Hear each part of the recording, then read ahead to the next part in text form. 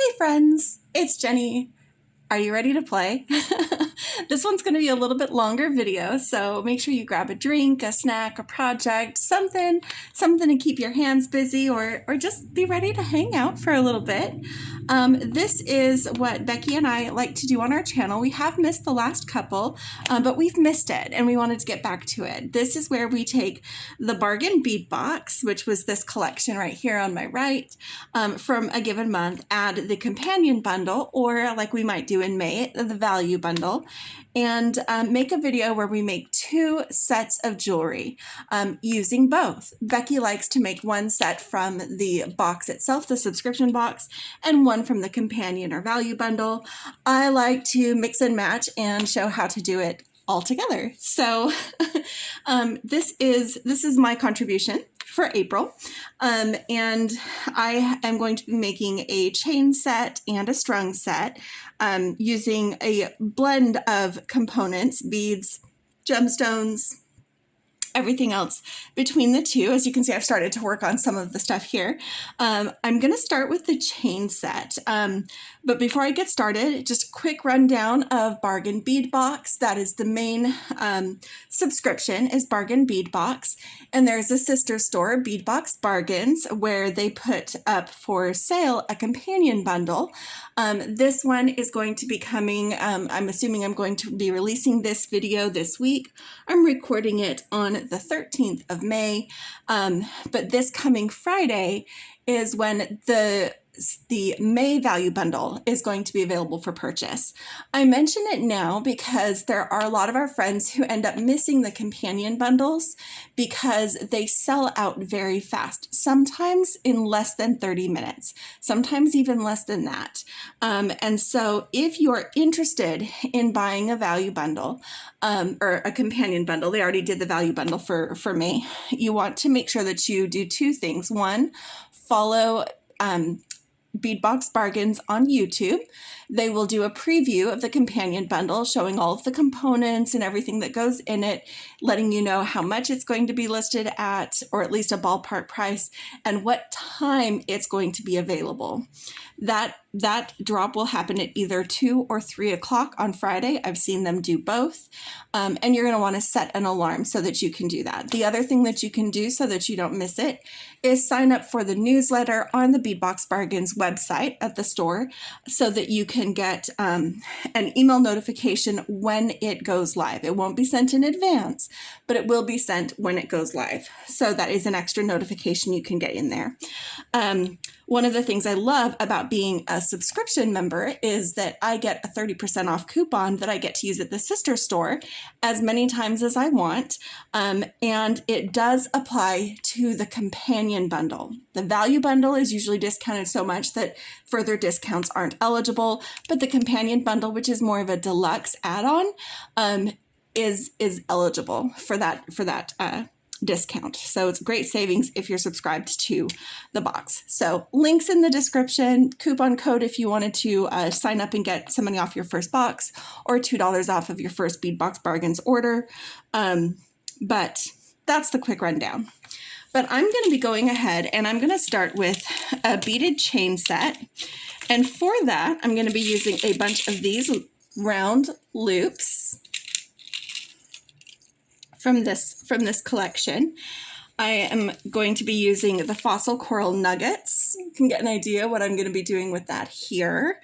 I have already made some of them into loops, but I've got one that I'm going to demonstrate with you. I just put them back in my box for, safekeeping. There's the other one that already has its loop on it. I'll be using this clasp. I don't know if I'm using it for this necklace or my later one, but I'm going to go ahead and get it out while I'm getting it. I'm going to be getting back into this box for more components before we do the strung design. But I think this covers. Not sure if I'm going to use these. Maybe I might use those with this one. But that's what I'm using from the subscription box. And then from the companion bundle, I am going to be using the pendant. We're going to take off this bail and I'm going to do something a little bit different. We're going to be using some of these pearls, and I have already made some into links, as well as this fossil, these 6mm fossil coral. So I do already have on my mat some things I've made from there. I'm going to get out a few extras of each of these in case I need to make additional links, because I've planned it, but I haven't fully plotted out and measured everything. So let's just get a few of these out, just in case I want to make some extras. And then I'm also using these English cut crystals from the companion bundle, just to give a little bit of I'm going with kind of a sand and sea theme on this collection. This one is featuring a lot of the earth tones and the pearls, which these are shell pearls. So they're not an actual pearl, but pearls are made from a little grain of sand. So this is my sand element, and we are going to be making several links and do a beaded chain that's going to be featuring these loops on either side, as well as a bracelet and earrings. So like I said, settle in. I'll try to remember to put in little chapters so that you can jump ahead to the next element if you are rewatching any part of this. Now for tools, I am going to be using my flesh cutters throughout the entire video, my round nose pliers, as well as my chain nose pliers and bent chain nose pliers. So, sorry, gave them to you in the wrong order. There we go. Round, chain, and bent chain nose. Those are the ones that I like to use. And we're going to be doing a lot of wire work. Simple loops, but we are doing a lot of wire work. And then I am using, when we get to the strung designs, just in case I forget to mention it as hey, I'm adding a tool, magical crimpers for crimping our strung design. I am also using, because some of the ball pins that I'm using are stainless steel, and so they are easier to cut with memory wire cutters. I don't want to ding up my flesh cutters. So anytime that I'm cutting stainless steel, whether it's these ball pins that I'm using or the chain that we are adding, yes, to the strung design, I am going to be using some memory wire cutters. So I think that's the rundown on the tools themselves. I will address additional materials as we bring them in. But first thing I'm going to do is take off this bail. It's a little wonky. Jason said when he got it, it was a little bit loose, and so he kind of squeezed it back together, and he was pretty sure I was going to just take it off. Yep, I'm just taking it off. I'm just getting my chain nose pliers in here and spreading them. Whoops, it slid. Spreading them to open that bail so I can remove it. Come on. I'm just wrenching one side open right there. There we go. This is one that when Jason did his unboxing, which there's going to be a link to in this description to our unboxings of the subscription, as well as anything else we've made. And Jason made an unboxing of the companion bundle for us. So it's kind of like a worry stone because it's got this indentation on one side. Kind of fun. So white with more white stuff in it. If you know, you know. If you don't know, you can rewatch that. It was a delight. What we're going to be doing is I'm going to be doing 3 of these loops on either side, and they're going to be connected with these little fossil corals dangling in them, so that they're going to hang more like on the side of the necklace. And then we're going to have this beaded chain links here as an accent, and then also around the back of the necklace. So let's make our components. The first thing that we're going to do is we're going to go ahead and get out one of those ball pins. There they are. I misplaced them for just a moment. These are stainless steel ball pins. They are from the sister store. I had a different pack that had fewer in it I was going to use up. There they are. There we go. These other ones are a little bit longer, and I don't need them long for this. So this is what we're using the ball pins for. Again, they're a stainless steel, so they're a little bit stiff to cut, but that's okay. And what I did is I paired up these fossil coral nuggets so that we've got a couple of pairs. I wanted them to feel matched. If you want to have yours completely random, you totally can. For this design though, I plan on putting them in kind of this position thing from this necklace. That's what I'm planning on doing. I just felt like that looked nice. Now, there are a few things that we're going to note when we're assembling this, but the main thing is that the loop on this does need to be big enough, a wide enough loop right here, so larger than I usually do my simple loops, in order for it to fit around this loop, this hoop. It's actually going to hang like this. Gravity will do its thing here in a little bit, you'll see. But I'm going to take this and I'm just going to bend the pin back over the bead, just pressing it back like that. And then I'm going to get out my memory wire cutters. I'm going to cut it down to just about a centimeter, a little bit longer than I usually do. I know I usually say it's about a centimeter, but I actually went and measured it. I've been probably doing like 3/4 of a centimeter or 7 millimeters or whatever that happens to be. This is going to be a little bit more like it. So I'm going to snip this off here. And then I'm going to take my round nose pliers, pinch the end of that wire, and I did cut that with the flush side towards my work.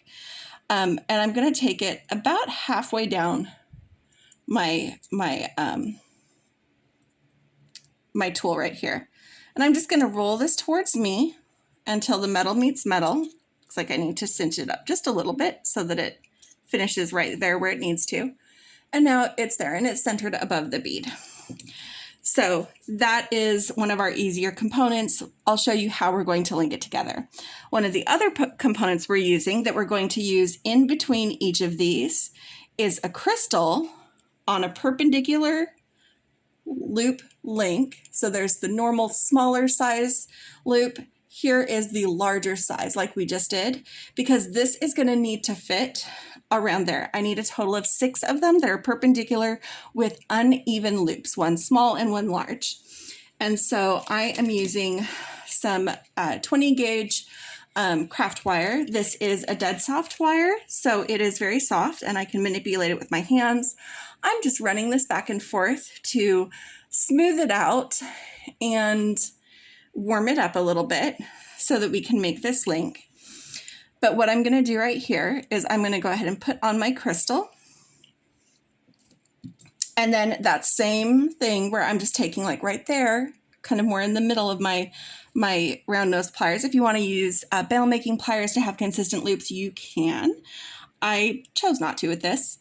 And swinging that around. When I'm doing this, I'm going to open the jaws of the pliers, swing it back until it taps that back wire. It's just barely tapping it. Close it, and then give my wrist a small twist. What that does is it centers that loop above the bead. Okay, and now I'm going to do a more normal size loop here. Just going to go ahead and trim this down here, flush side towards my spool, so I start my next link with a flush cut.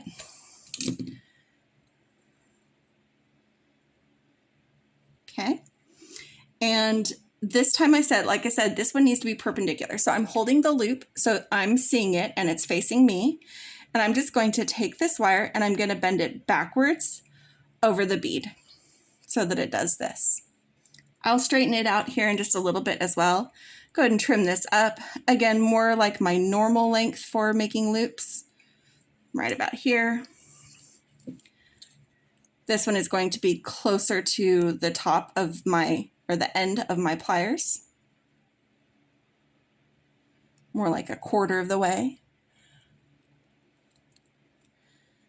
And you just want to be careful with this because these are glass crystals and they can break. So just be gentle.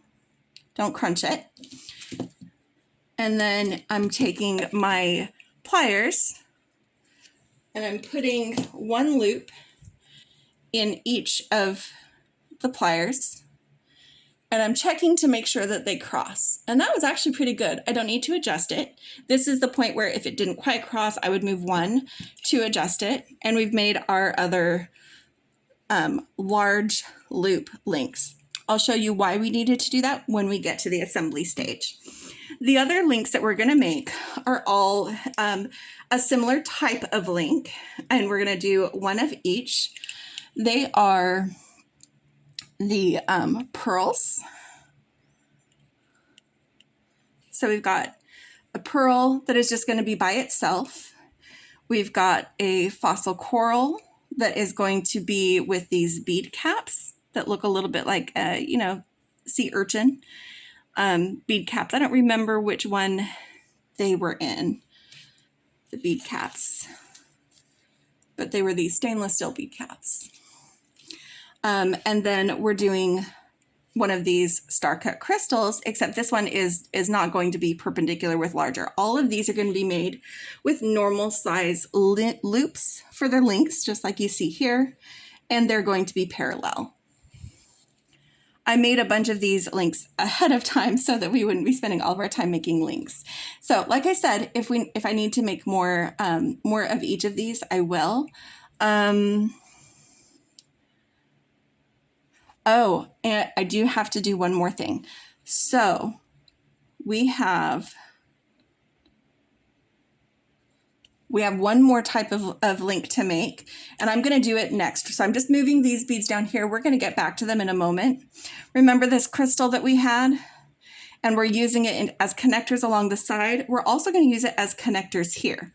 But this one's going to be different than the other ones. Instead of 2 different sizes loops and perpendicular, we're still doing 2 different size loops, but we're making them parallel so that they can connect this pendant to one of these loops right here. So this needs to be parallel links because we're going to see the line instead of the circle, but this one does need to be large enough to fit here. So we're going to just do that same one where we're going to make a little bit larger loop. I'd forgotten I had that. I'm like, why did I have 2 crystals set aside? This is why I had 2 crystals set aside. So I made the larger loop. And we're trimming down here. This time we are making this parallel. So instead of bending it back, I'm bending it to the right when I'm holding it so I see the circle. Trim that up. This is our one unique guy. It's the only link that we're making like this because we need him to do a job at the front of the necklace. He's going to be right here. Yep.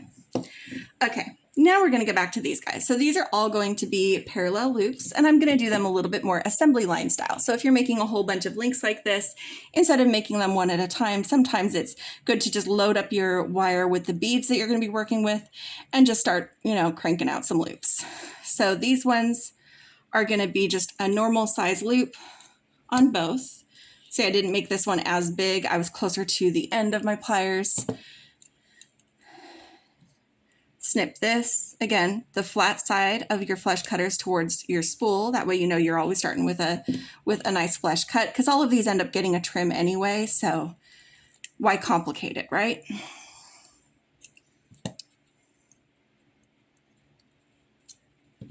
Okay, and then move these. Make sure you get both the bead caps. Now the bead caps do make this one a little bit fiddly, as you'll see when we do it.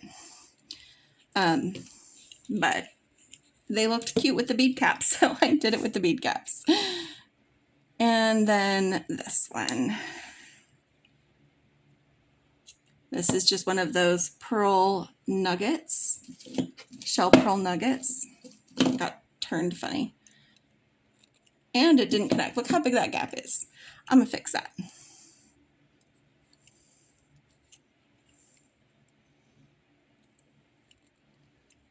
There we go. And all of these are going to get adjusted when I go to work harden the loops. So they're all going to make sure that they're oriented the right direction. I didn't do that with this guy. Let me do it so I don't forget. our unique one. Again, he needs to be parallel. See how it's not quite straight across? Tiny movement makes it straight across. Give them both squishes. And now it's good to go. And I'm going to do the same thing with these guys. Just giving them a little bit of love. This one is wonky. It's the pearl that I did at the end that wasn't even close to being done. There we go. Now that feels straight. Okay. All right.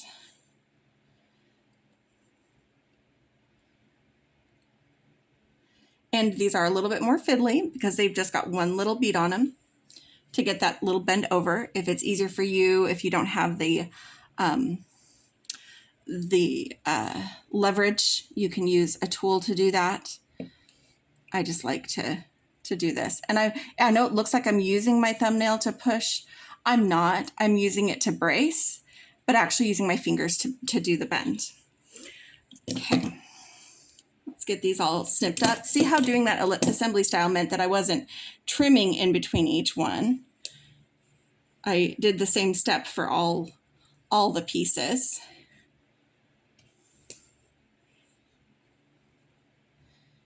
So I'm not picking up my tools and setting them down a million times. A little bit, but not as much. So then while I've got this one here, get my round nose pliers. Squeeze that up.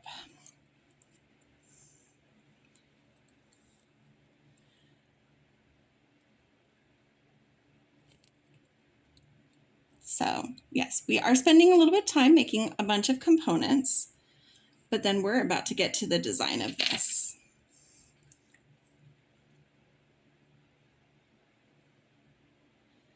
Okay.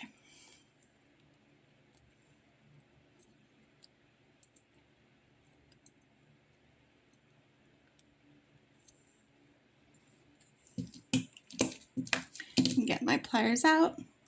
And again, these are all parallel, these guys. Straightening. Yep, this one is not happy.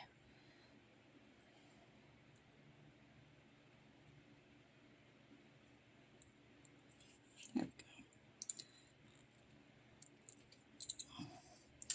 And no, these are not perfectly sized. Like I said, if you're using one-step looper or bell making pliers, you can control the size a little bit better. I don't mind that this is maybe not uniform because I'm not going for uniform stuff. Like this isn't very uniform. The circles are very round, but everything is kind of loose and organic. So I'm keeping that vibe. I'm choosing not to be picky about that. Okay, so we've gotten these guys. I'm going to add them in with their friends, which we'll pull down here in just a minute. But the first thing that I want to do is take my little special one here and set up my pendant.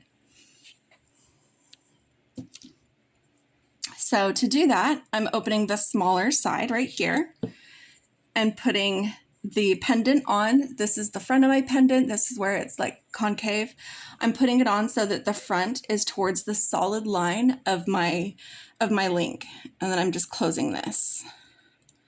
I made sure that my solid line was on both the same side. So when you're looking at it straight on, it's going to look nice. So now I'm going to open the larger one and slip on my ring.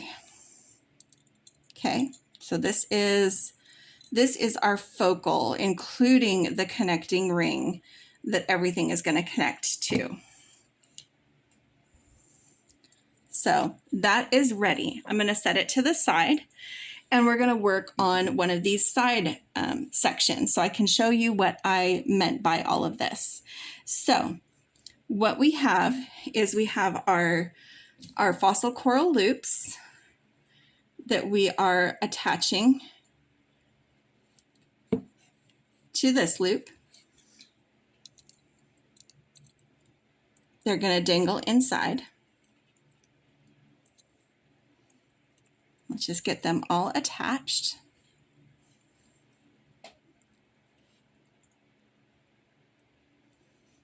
I had one attached as an example, but I had not attached all of them yet. And just make sure that that's nice and closed.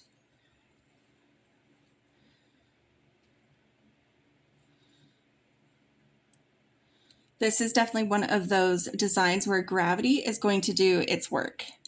I did attempt, my first idea was actually to make a link that connected on both sides of this, and I didn't like the way that it felt. I didn't like, it felt too stiff. It was wiggly, like I didn't want to line up precisely in the center.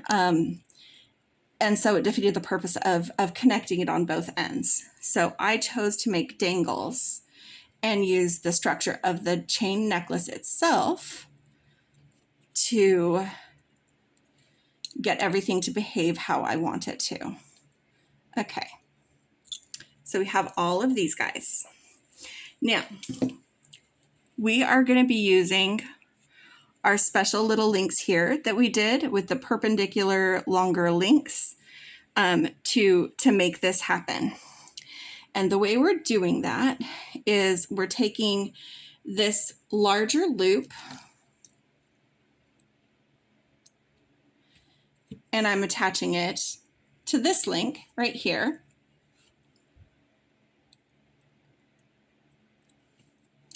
Should have made sure that was on the same. It is, because that's going to hang like this, that's going to hang like this. So those are all going to be vertical lines. Then this one right here that is a loop facing the other direction, I'm going to open this, and here on this medium colored fossil coral, I am attaching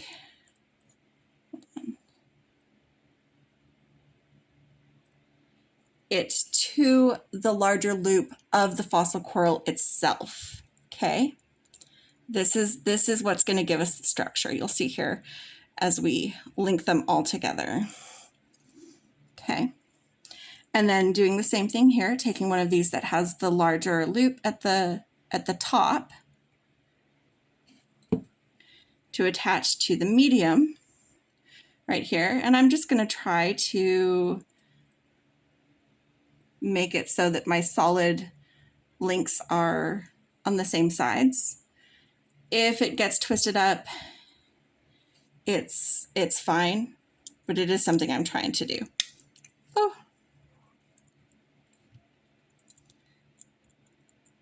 This looks really fiddly, guys, and it kind of is. It kind of is. All right, so we've got that. That's the larger side. And then this one, like I said, like we did before, this one is going to attach on this link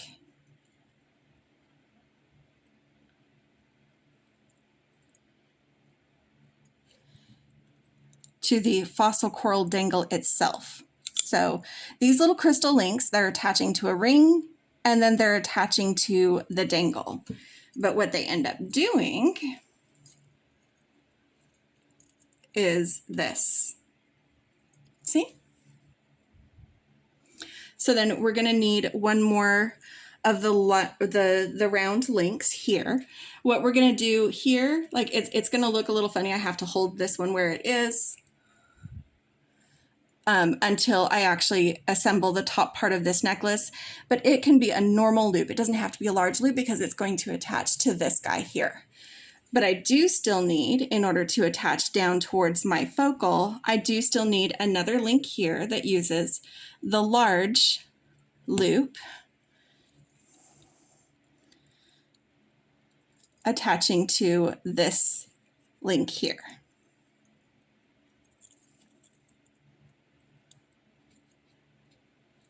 Okay. So this is what we're doing on each side. So then this is where I'm going to do a little bit of designing. I got a little wonky. I hadn't quite decided what order I wanted these beads to be. I'm going to move these aside because they belong with these guys, okay? But here is where I'm going to use some pearls and some fossil coral to connect to our pendant. I want to get a little bit of distance from that so that this is going to hang more straight because we need the gravity to do its work. So that's why we're creating a beaded section here that doesn't have these loops so that this is going to hang down and be here. I think 3 on each side is enough. What I need to check is the orientation. So we have this because it's parallel, and then this, and then this. We do need one more, or I need to change the orientation of this guy. So like I said, I want that to be more direct. Let's see if I put in pearl.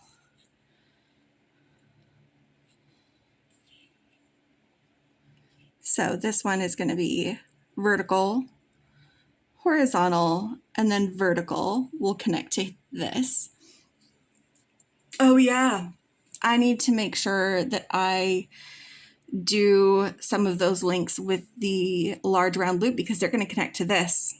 See, this is why, let me show you. It's a good example. This is why we need this to be a larger loop on one end when we're connecting to this. While we can get this on, it is going to be really tight and not move very well. And so it's going to get caught and hung a lot. And we don't want that. So what I will do, let's do this. I'm going to steal 2 of these. I'll make more when I'm assembling the other side. We're going to do these because of 2 things. One, it is a perpendicular loop, which means, okay, let me get this straight. Okay, so this one is vertical, horizontal, vertical, horizontal, vertical, and horizontal. So I just need to adjust this to be parallel. Or just make 2 new ones. I'll make 2 new ones that are parallel. Hang on just a second while I do that. I was wrong. It is right. It is right. I counted it again, so it's fine. So what I'm going to do is I'm going to take this, this right here. I'm going to make a little bit of a link. So I'm going to open up. Let's do this side. Get out my other pliers. We'll attach them here in just a second. I'm just going to go ahead and attach these pearls to the petrified wood, not petrified wood, the fossil coral rounds.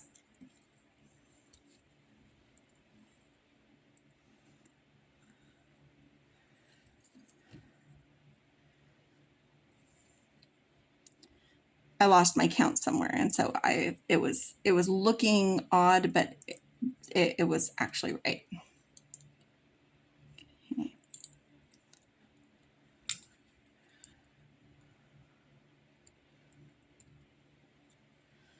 All right, and then this one.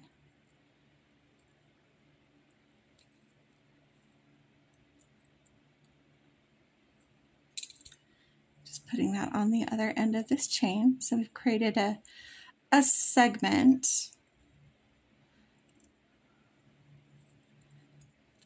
Hopefully enough of one that these, I don't want the circles on the sides to angle in too sharply or we lose the drape that I'm looking for. That's what I'm going for here.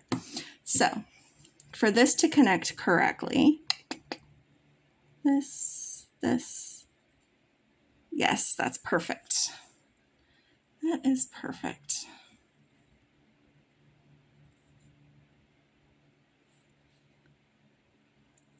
Go here.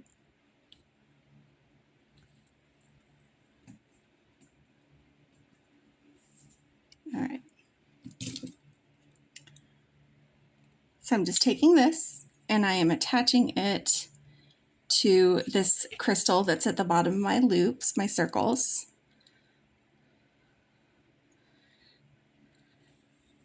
And then I'm taking this one open it up and attach it to the focal circle.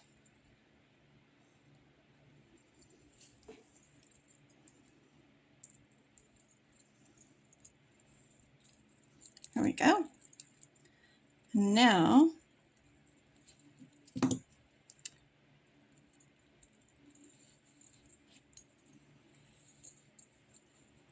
yeah, that's what I'm going to do. So I am going to assemble the other side here, and then we're going to figure out how long I want to make the beaded chain for the back. I'm going to go ahead and assemble it with you.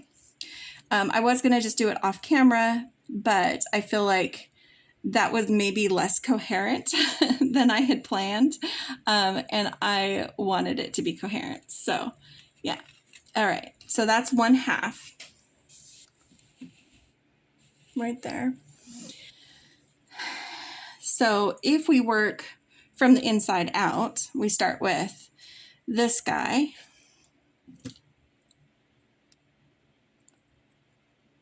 And he's going to attach to a pearl.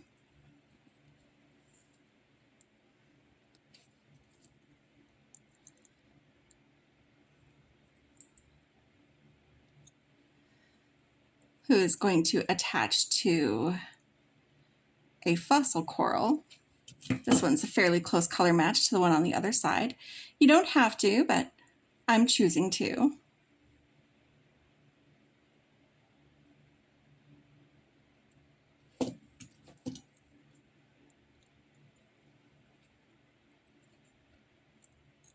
Okay. And then this one is going to attach to another pearl.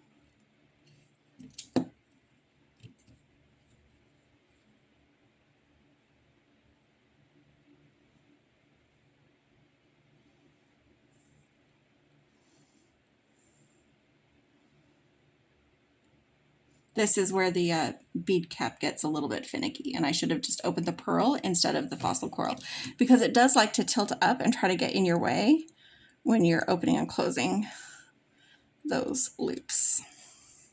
Okay, and then this pearl is going to attach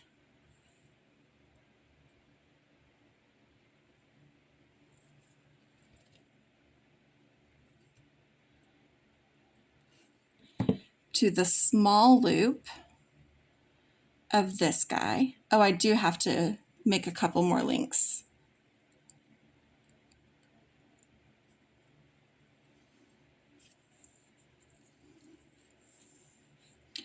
You see where we're going with this though, right? Let me grab those couple of links real quick, and I'll be right back. Okay, I have those links that I stole. Okay, we're gonna go ahead and open up this guy and attach him to this link. Just seeing which way I've already attached this dangle. That side. So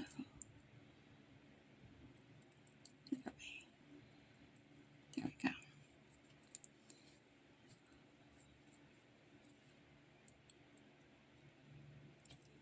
All right. And then we're taking this one, opening up the small side.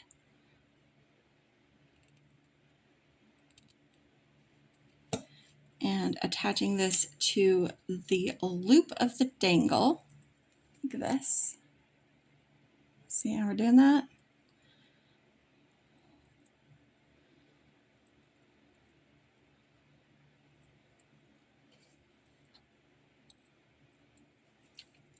Turn it the other way. There we go.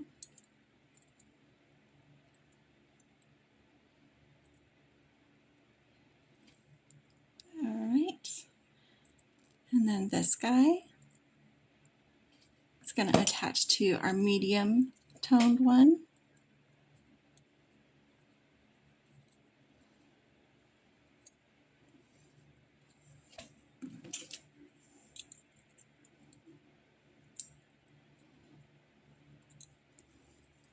All right, and then we get our other crystal dangle, open up the small end, attach it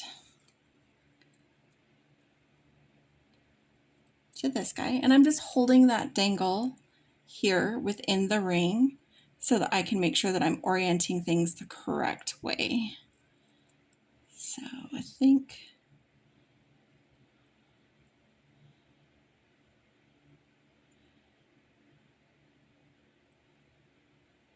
yeah. Okay.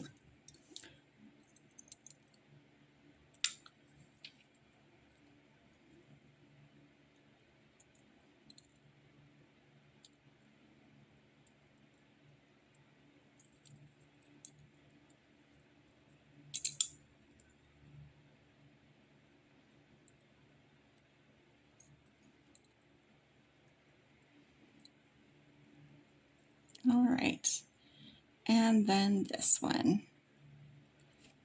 attaching to our last ring for the necklace. So I'm using 7 of the rings in the necklace.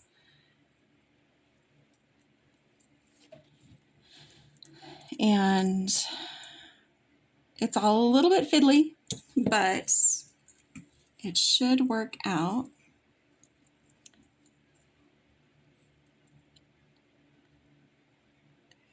Okay, there and there.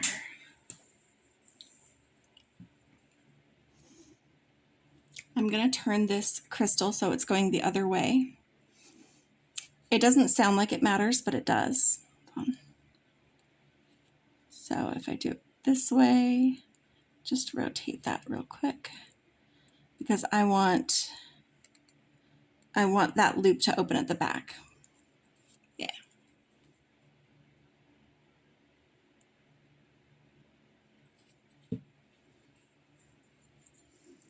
I'm just putting it right here. Okay. Now I need to assemble some lengths of chain that are going to attach to the top of my circles on either side, or rather the dangles that are in my circles on either side, and go around the back of the necklace. But this is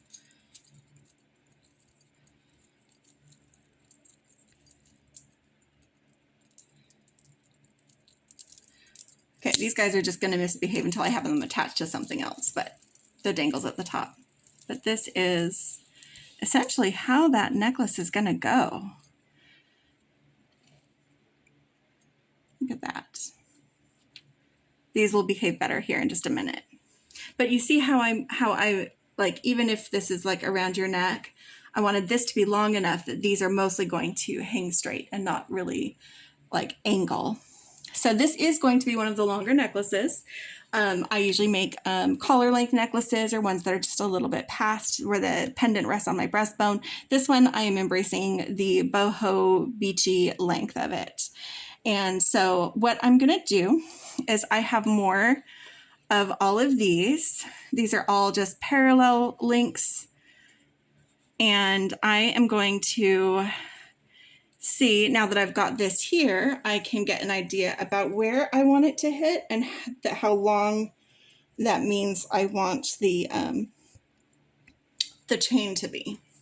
So I know I'm going to be doing at least this length again, and I think it's nice symmetry to go ahead and start with this, where we have like these pretty crystals and the pearls and then the fossil coral coming away from this. So it'll start with a pearl attached right here, not a pearl, a crystal attached right here, and then the pearls, the fossil coral. We're basically repeating this. And then afterwards, so we're going to need 4 of those. I am using some of these in the bracelet as well, but we haven't got to that yet. And then after I do that, I'll probably alternate between the pearls and the fossil coral to complete the length at the back. And I think I am going to use this box clasp. It feels like it's the right dimension for this. So yeah, I think I'm going to use that. And now I know some of you, I don't know if this is actually box clasp. Some of you had problems with yours where they wouldn't latch.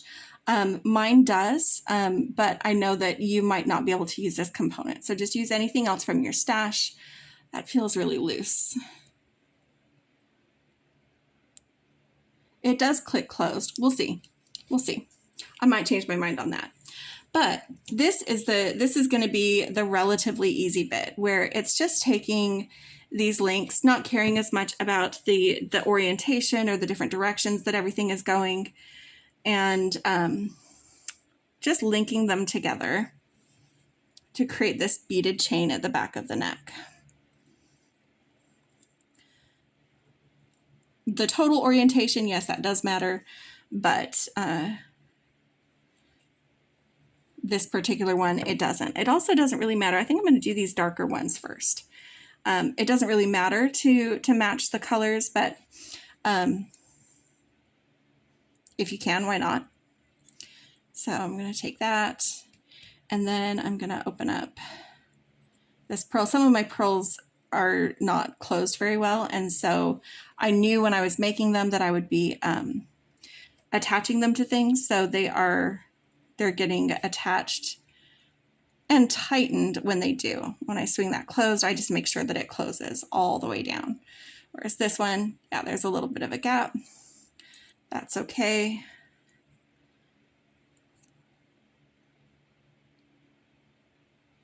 Just open that, get on one of these guys.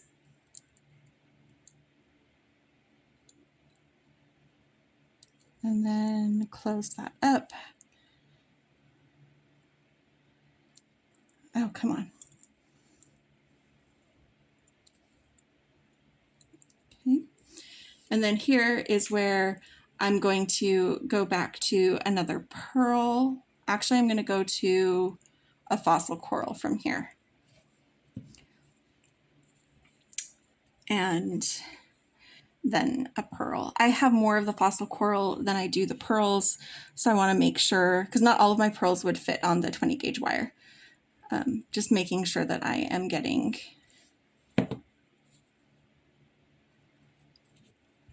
a nice little pattern that uses these links. And I am probably going to need to make some more links before we can do our bracelet, just because I am seeing that I'm using a lot in this. I wasn't sure how many I would use.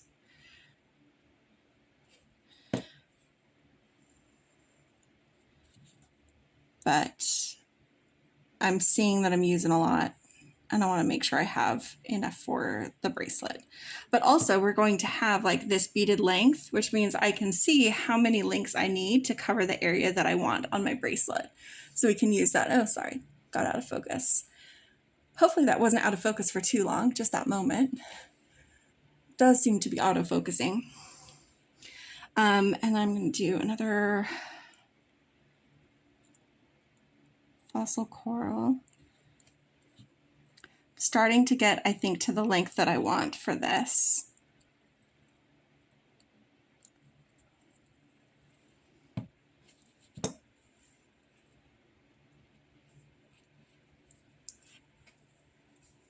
Just feeling that around my neck, if that's about where I want. It is actually really close.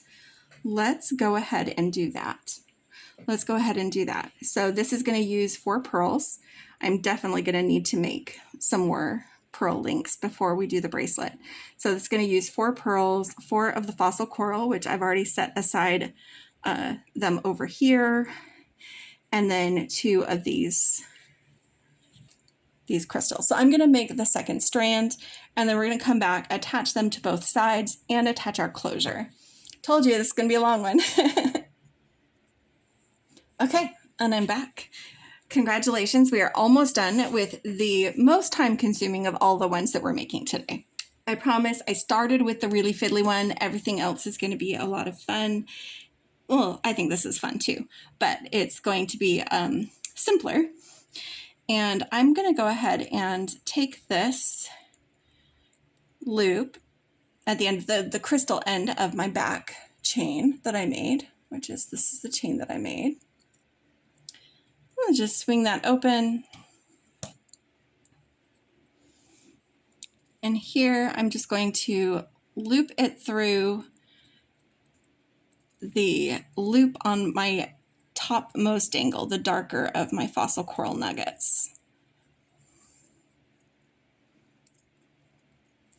My fingers have started cramping, so if I do weird spasmy things, I'm sorry. I don't normally have trouble with that, but I am doing a lot of wire work here, so more than I normally do. All right, and then this guy.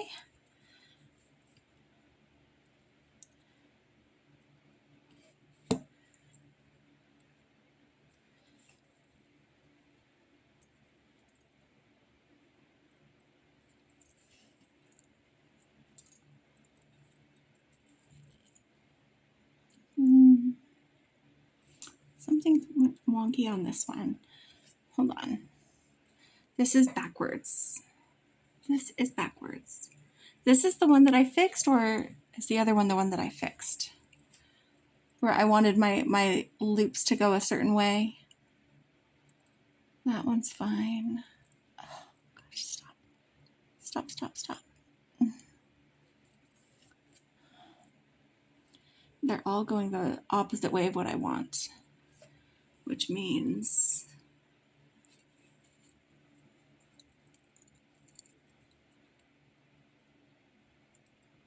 this one is going the right way.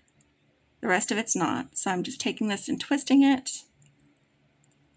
And that should have flipped everything. There we go. Yeah, now it's the right way. Where it's naturally gonna fall like that. Okay, now I can get this guy on here.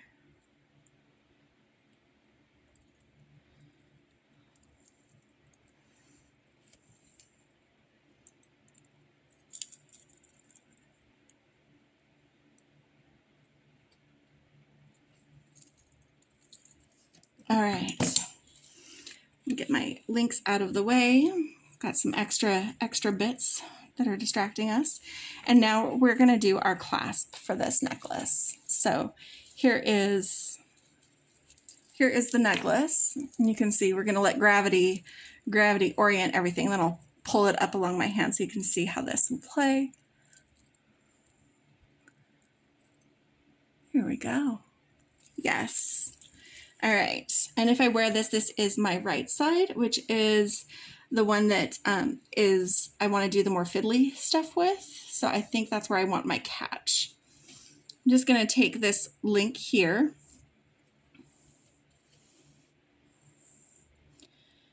and open it up.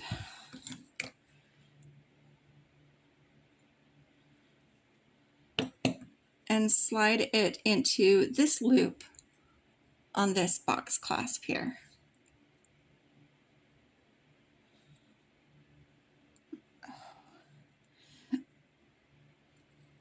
I might have to take a break before my next section, especially since I'm going to need to make a few more links and work out this cramp in my hand. I want to finish the necklace though, dang it.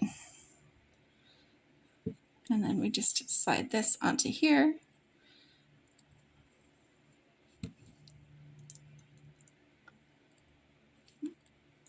Okay. And now we have our first piece of the night. Yes, I'm recording this at, 2:30 in the morning because of course I am.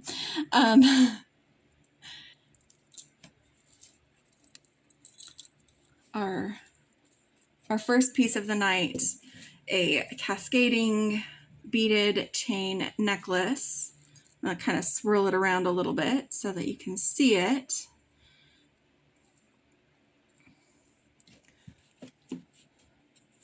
There we go. That is our beaded chain necklace with a little bit finicky components, but it will definitely work when you want it to. I'm going to try it on real quick and make sure that that is falling the way that I want it to and the length that I want. Like I said, this is nice and long. It's possible this is even long enough to be an over the head design, but I do have that clasp. But yes, this puts the rings start right above my collarbone on each side. So you still see all of them. None of them go around the back of my neck, but they hang up more in a straight line than at an angle. And I know that you can't see that at the moment, but it fits the way I was wanting it to fit. Just trying to get the little clasp. I'm not used to that style clasp. But I think that turned out pretty good. And then what we're looking for a bracelet is I'm probably going to be looking for about this amount of beaded length, but I'm going to put a circle here in the center of it to combine the two. So that's going to extend it out about an inch. So I am looking for this size of links. I'm looking for 1, 2, 3, 4, 5, 6, 7, 8, 9, 10, probably 10 to 12 links. And right now I only have 6 made. So I need to make some more, kind of even those up a little bit. If I do 12, maybe I do 4 of each kind, and a total of 4 of each kind to make our bracelet. But the bracelet is going to be fairly simple compared to what we were just working on. So I will be right back with some new links. Okay, I've made some more links and I've got my circle here, and I think we should just go ahead and put this together. I did make a mistake though. We're using another one of these loops, aren't we? Which means 2 of my links were supposed to have large loops. So let's just make those real quick. I'm not going to pause again because this will be a pretty quick thing. And it will just give me an extra link that I can play with, and I may use the extra link. If I don't need it in the bracelet, it will work out for my earring design. So let's just start with this. Go ahead and get both beads on. There we go, because I need 2 of them. And again, more towards the middle, so it's a bigger loop. Snip. And again.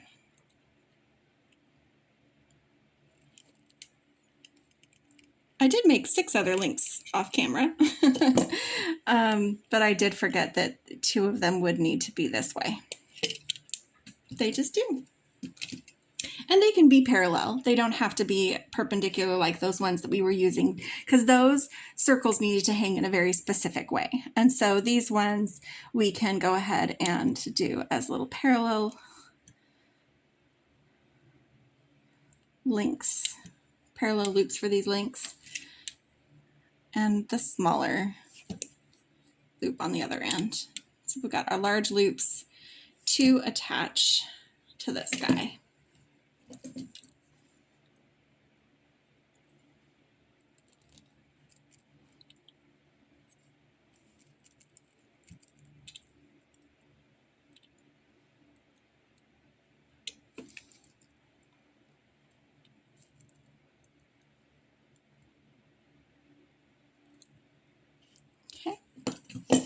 All right, so I'm taking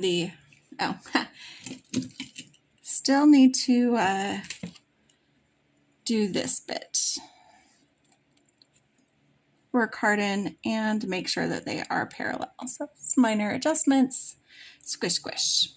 All right, now I'm gonna take one of these and we're gonna build from here. And I'm just gonna make both sides of the bracelet and then attach them to the circle, and then decide if I need to add some more links before I add a clasp. I wanna use those for the other set. We'll probably do a magnetic clasp for this one.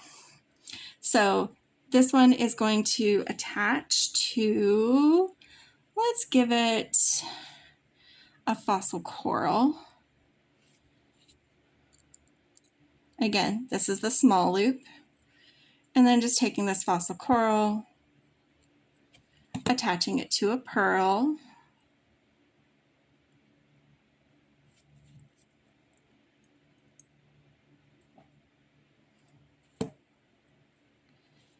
And then this pearl to set that guy aside. A blue crystal.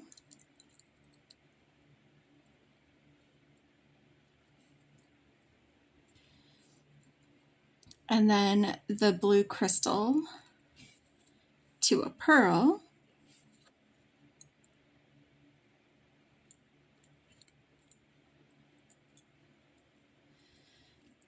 And then the pearl to a fossil coral.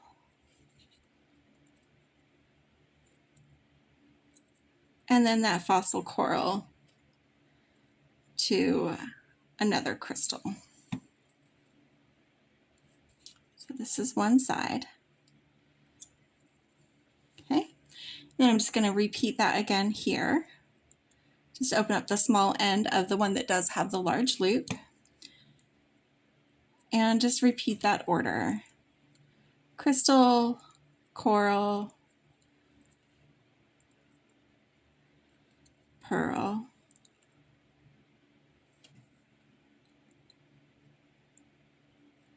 crystal,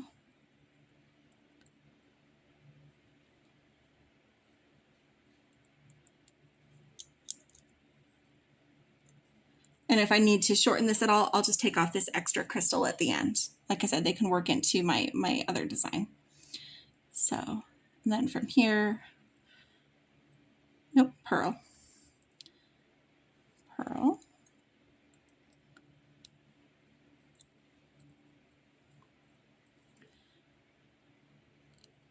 pearl to coral, whoop, and a coral to a crystal.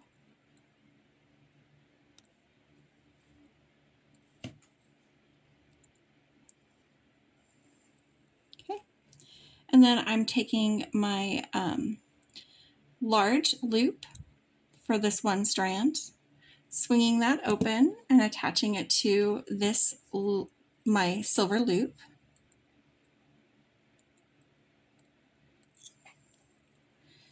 And then I am opening the other one.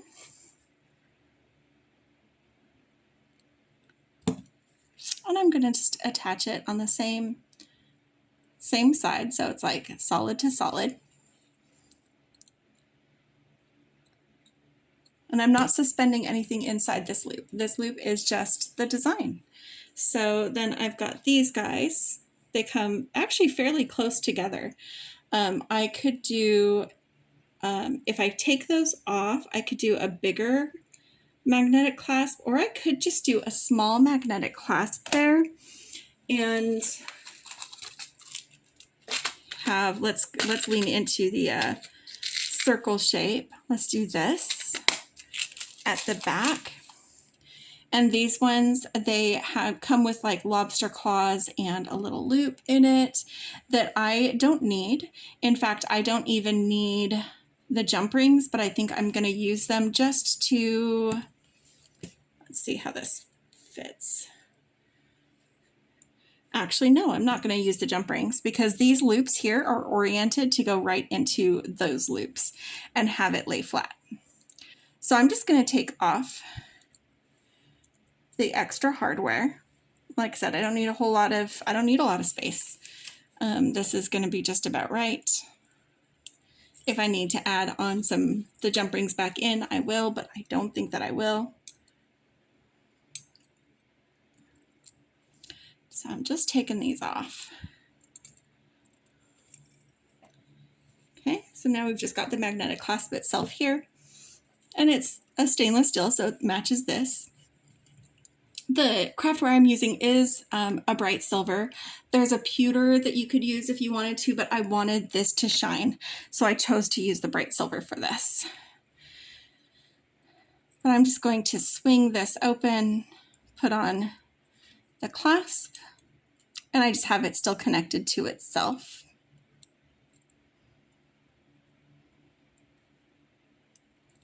Oh, come on.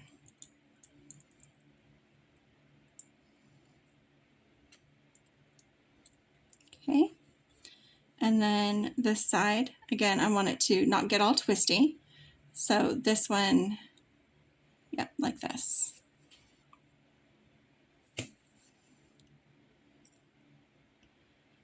So swinging this open, holding it this way, and getting this on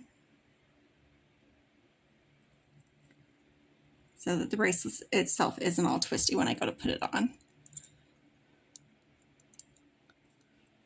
Oh, come on.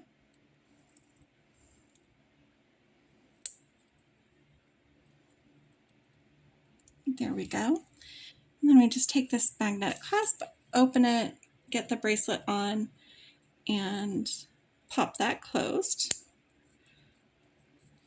And it fits how I like it, where I have it's nice and loose and can rotate easily around my wrist, but this is not going to come off on its own. It is fairly loose. If I needed to, like I said, I could remove those links and add in jump rings instead. But I like it. It's kind of beachy and dangly and loose and flowy, just like the necklace that we made. And I think it's time to make some earrings. So I have 2 of these loops left, and I want to use them for this. We're going to get our pins back out, and we're going to make some dangles and then some links to attach to some ear wires. Fairly simple, not a whole lot of components, but it's going to have that same kind of flow that the rest of this set does, where it's just, you know, it doesn't need to be ornate. It just needs to fit this flow. So this is what we're going for. So I think what I'm going to do is I'm going to put some fossil coral on a pin. Not these guys, because I think they're too heavy and too big for what I want to do. But maybe we'll do some 6mm fossil coral with these little bead caps. I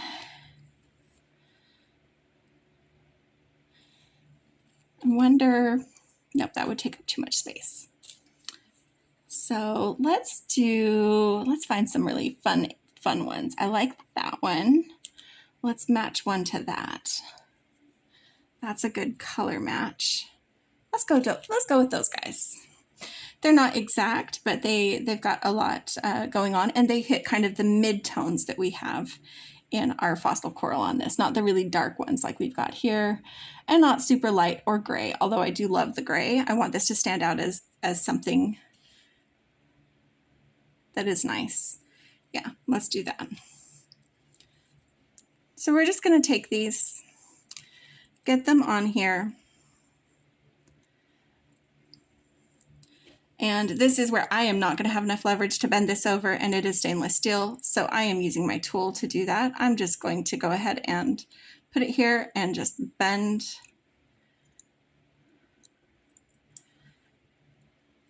it over if I can.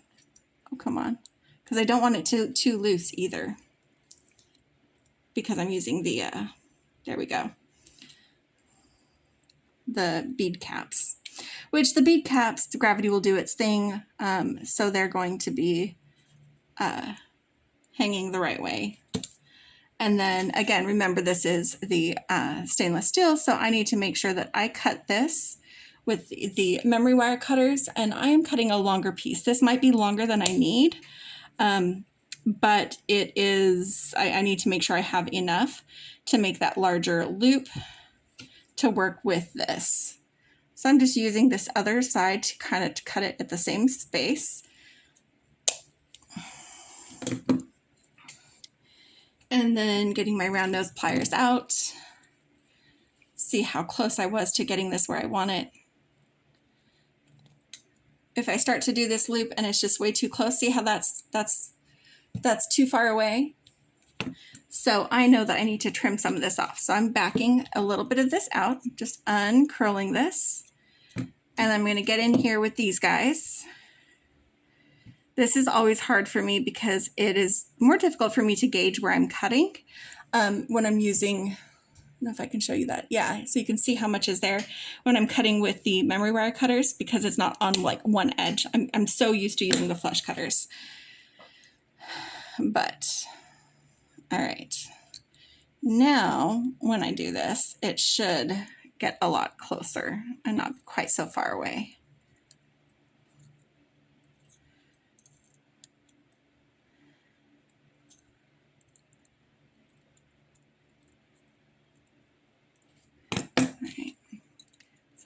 straightening it, but I'm also needing to break it. See how that has more of like a P now because I lost that bend? I have to break it back, and that's always awkward for me.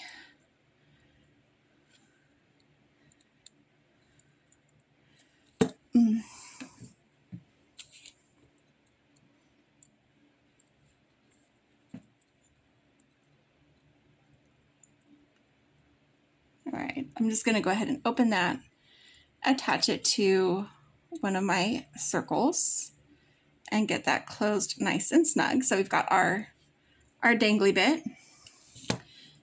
Go ahead and do this one as well.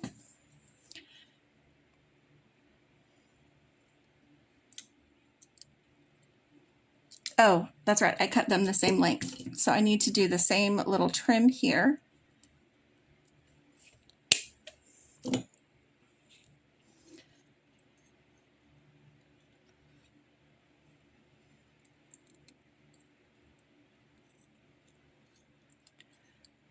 I didn't trim it enough. Like I said, harder for me to gauge with these, because I'm so used to having a flat edge to do that. Okay.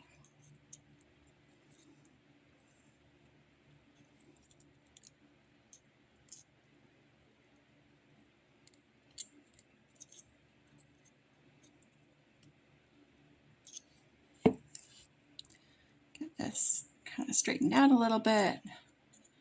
Bend it back, swing it open, get it on this guy, and then this is where like I need to just finagle it into the shape that I want when I close it, because the most important thing is that it gets closed securely.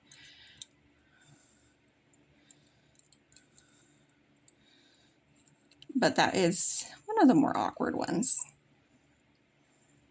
I like making the large loop on the links because I can do that first and I can get it exactly the size that I want. So, all right. Now that we've done that, let's make some links. We're going to do these. They are going to be, hold on, I think, some parallel links. And I'm going to bring these crystals back in. Just that little bit of color I think is really important. So that's why if I needed to remove something from this bracelet, those were the ones that I was going to remove, because I planned on using them in this necklace as well, or in the earrings as well. So we're going to leave the pearls out of the necklace, or the earrings. Guys, I'm a mess.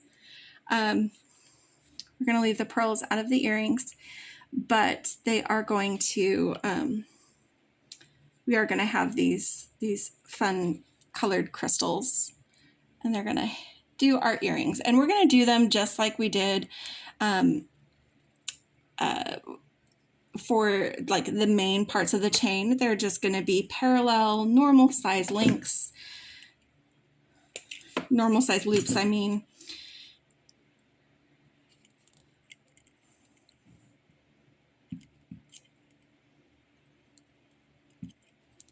I'm going to give you a count when we finish this and tell you how many of each type of link we ended up using for this design. And you can make yours different lengths if you want, but since I did go in and make more links several times, I think that's an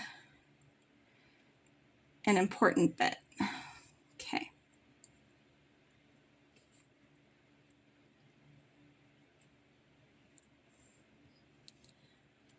Get these bent over, trimmed up.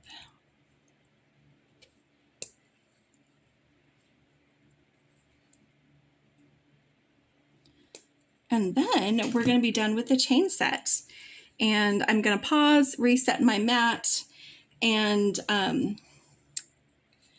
get ready to do the strung set, which is less off camera, because I'm not, this one I did a lot of work getting these links ready and stuff like that. But the strung one does have a little bit of prep work that you need to do.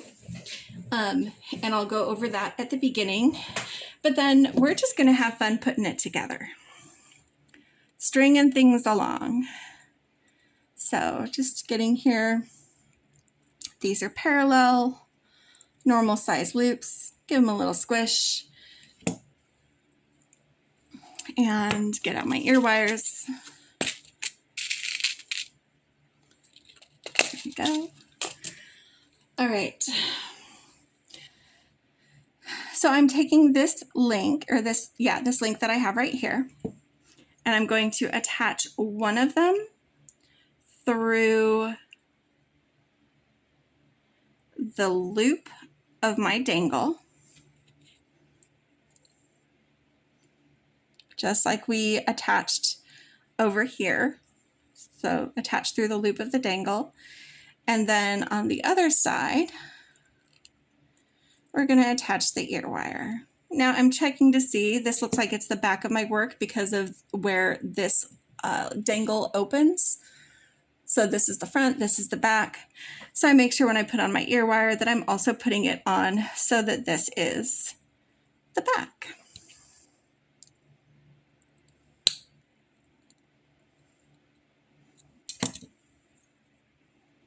And there we go. It's fairly simple, but it's elegant and it absolutely fits the vibe of this necklace that we made. So that's why we made it the way we did. It's simple and elegant and beachy, and that just makes me happy. So this was a design that was a long time coming. I've been thinking about it for a while, trying to figure out how I wanted to do it. That ear wire is not going to work for me because it's missing the coil and ball. That doesn't match the other one, but this one does. Here we go. All right, and then the same thing, I'm just checking, and it looks like I'm also holding this so that the back is towards me. So I make sure I put the ear wire on so that the back is towards me. So back to front. Hey, how is that for a beaded chain set, guys? I think that's really cute. And then we have our bracelet here too. Yeah, we did it. We did it. That's one down. The next one should be shorter, but again, this is a long video. If you need to pause and take a break, feel free to do so. If you are hanging out with me for the duration, now is a good time to pause and refill your drink or whatever, because I am going to be back with some more beady goodness. And I'm back. So for my my strung design, we are going to be using most of these components are going to be from the subscription box. We've got the Angelite nuggets, which I absolutely love. They're one of my favorite types of stones. I got some in a haul a while ago and made a bracelet, and I absolutely adore that bracelet. I planned on wearing it for this video and I couldn't find it. I moved it at some point in the last 2 days and it was gone. As well as these little seafoam colored crystals. I love the sparkle in them. I love the color. I love the softness. This is definitely the sea side of the sand and sea, although I am adding in some sand using the seed beads from the bead mix. And we're going to be using 12 lengths of this chain, this kind of wavy chain that I know is difficult for a lot of people to use.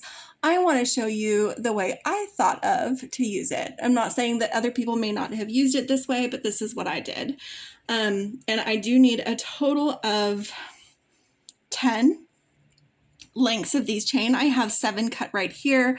I've got one set aside in like an earring idea that I have that I'm going to scavenge from that. So we're going to cut, I've got 7. So we just need to cut 2 more of these. But then from the companion bundle, I am using these coral charms. They remind me a little bit of like seaweed as well. And I'm going to use them to do a strung design. In fact, I am going to be trying something that I haven't done before, and that is, you guys have seen me do a double loop beaded bail with a gemstone pendant because it has a front facing hole. Well, so does this pendant. and I want to do a double beaded bail through there. So it might look terrible, it might look awesome, I don't know.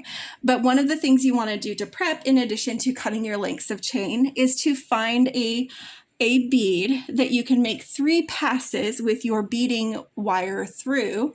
This is one of the flower Amazonite, the English cut flower Amazonite, and it does fit 3 passes. It's a little bit snug. I'm hoping it will work when I've actually got it loaded with beads. If it doesn't work, I can swap out to one of these beads from the bead mix, because those are also a nice big size, and I could do something like this one that kind of will have just kind of a shimmery look to it. So I have a backup. I have a backup if I need it. This is also kind of a cool one because it's got that kind of rainbow on part of it.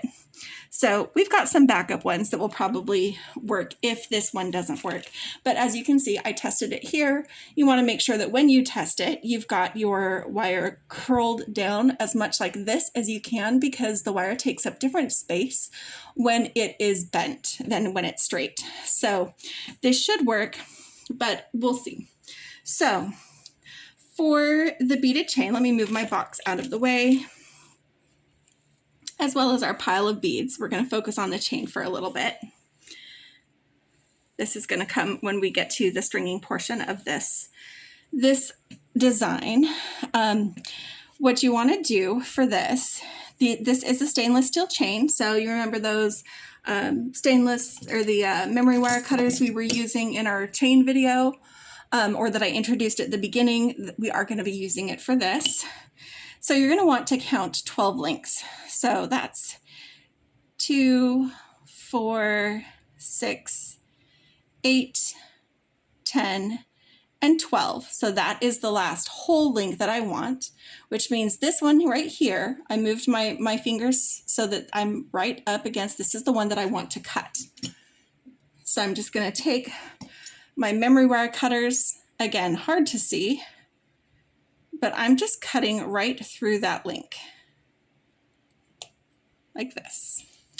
And what it's going to do is it's going to give you like a little bit of a half link on each side, and you might need to use your tools to wiggle that loose, but it will come loose. It will come loose. So you've got, get my other pliers in here. It just open it a little bit more to wiggle itself loose to get that. There it is. And it just fell down just like that. So just doing that again, because like I said, I have 7 here. I have an 8th one here. I need a total of 10. I'm using 3 on the necklace, 2 on the bracelet, and I'm sorry, 6 on the necklace, 2 on the bracelet, and 2 on the earrings. So again, here's 2, 4, 6, 8, 10, and 12. So the next one is the one that I cut. You can do different lengths if you want. You'll see how I use them here in a little bit, and you can decide if you want to use them differently. Oh, it slid. Okay, I have to count again because, oh no, it did cut it. Hopefully it cut it the right length because it looks right. That looks right. Okay, so this is a total of 9, and like I said, here's a little sneak preview of our earring design. I'm not using turquoise wire. I'm going to be using something else, but this was actually what I was thinking about doing for the necklace, but it ended up feeling too stiff. We are, however, going to do this for the earrings, to have it like this, possibly even for the bracelet. So kind of like a double strand for the bracelet. I haven't decided if I'm going to double strand it for the bracelet or a single strand. But for the necklace, we're just going 1 because it's just too stiff to be a nice necklace otherwise. So here is what we're going to do. Let me move these other sections off my mat. These are also going to be for the earrings. We'll see how we do that in a little bit. Here is my top bead that I'm going to use with my pendant, this guy. And I am spilling out my seed beads because I'm going to be using a bunch of these. for this whole pattern. And there's 11 O's and 8 O's. It's just a mix in here. I do need, when I'm doing the double beaded bail, to have an even number or an even length of the seed beads. I haven't decided if I'm going to try to kind of do a little bit of a pattern size-wise, so I make sure I have what I need. One of the things that I want to consider is like some of these smaller beads might go through this hole, and I don't want them to do that. So I'm going to start with like a larger bead and put on, let's go with 3, 4, 5.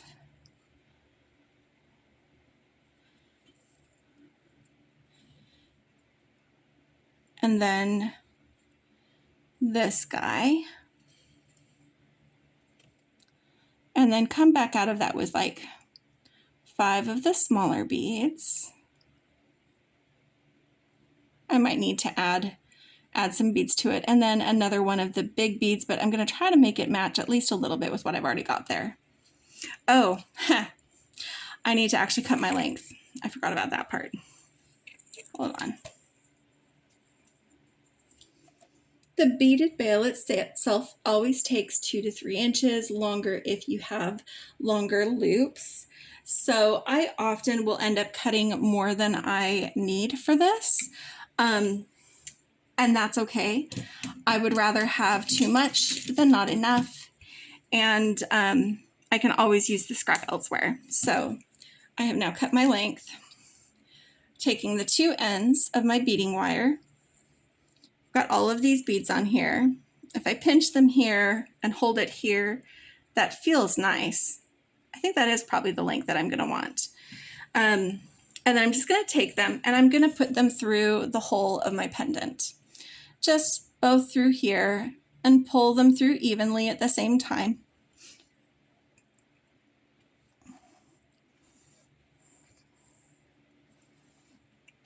Okay. And then I'm going to do the same number of beads on the back. And again, that was one of the larger beads, 5 of the smaller ones.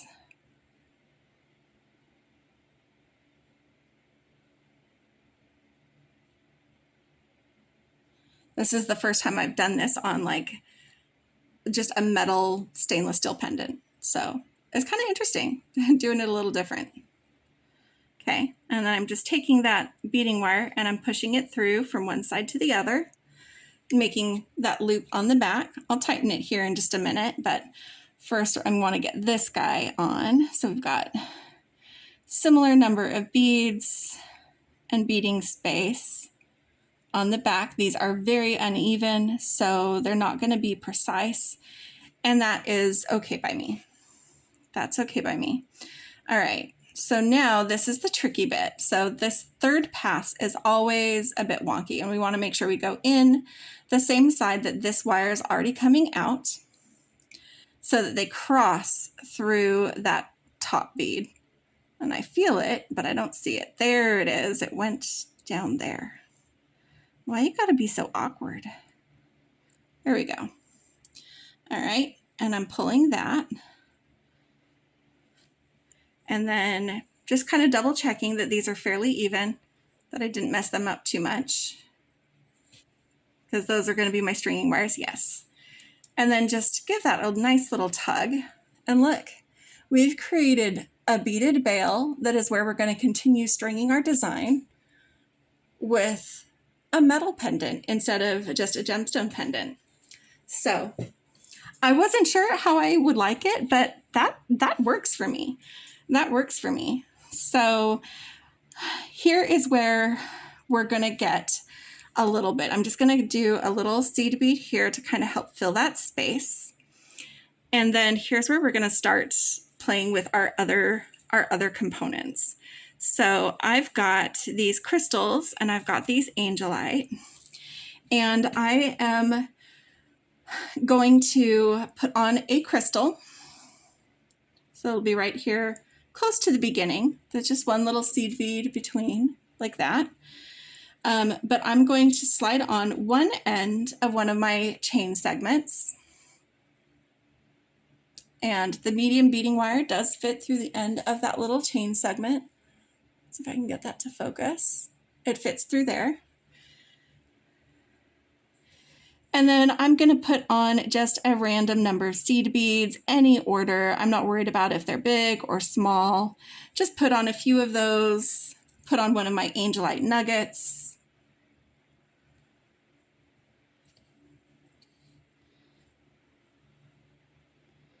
And I've got this kind of swooped here so I can see how much space I have. I'm just going to put on, these are all going to be roughly the same length. Actually, let's measure that. Hold on. Because this was something that I was playing with off camera as part of like my design process. Yeah, we're looking for about an inch of beads. So we're going to add probably about 4 more seed beads. Again, it's not a real even amount. That Angelite is going to fall at different points throughout it.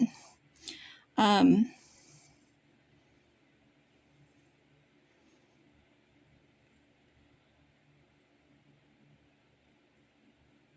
on. So this is going to be that inch of beads. I should just keep this with me. So this is an inch from the top of that crystal to where we're about to put another one. I'm going to take off one seed bead. And before we put on that crystal, we're just going to loop back through the other end of this chain. So it's all going to come up because you have to pull it up. It's all going to come up to here. This looks like a mess. It looks like a mess, but it's actually really fun. And we put on this crystal, and this is what we're getting with that. Just having that kind of swing down. And that's why we're only doing 3 segments of this on each side of the necklace, because once it goes more along the side of the neck, then it is going to hang more like this and just be less and less interesting as we go. But that right there, that's what we're going for. So again, I'm going to do this one, just throw on some seed beads. This one I'm starting short on this side. These nuggets are all different sizes and shapes, and so they're going to fill that space differently. That's why we're going by length instead of bead count. Oh, I forgot. Before those seed beads, our next segment of chain. And I'm just using those crystals as like my point of reference for where I start and stop the chains. You can do it any way that you want. You can do that any way that you want.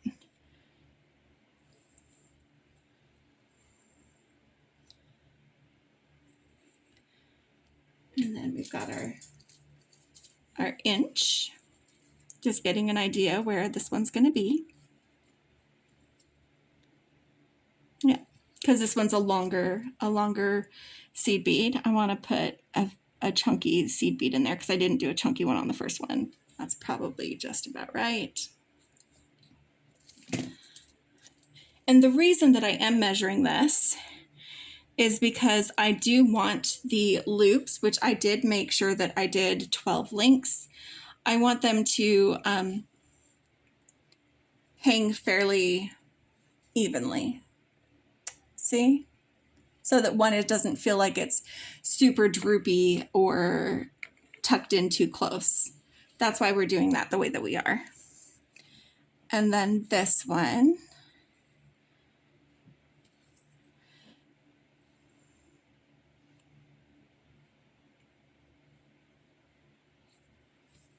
Let's do one of the smaller nuggets. I want that one. I want one that's still pretty. They're all pretty, guys, because it's Angelite.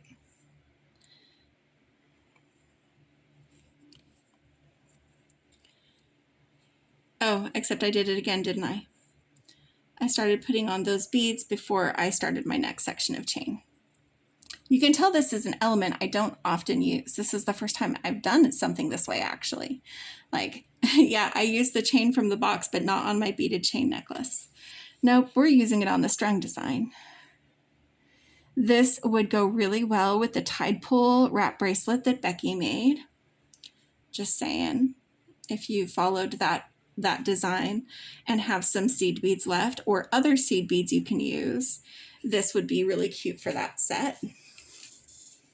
You could make a cute set with that. I'm choosing to accentuate and focus on the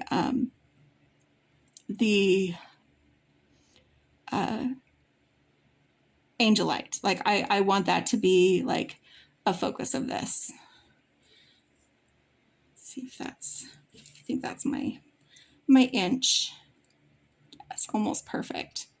One more little seed bead. One more little guy. Okay. So that's it for the chain on this side.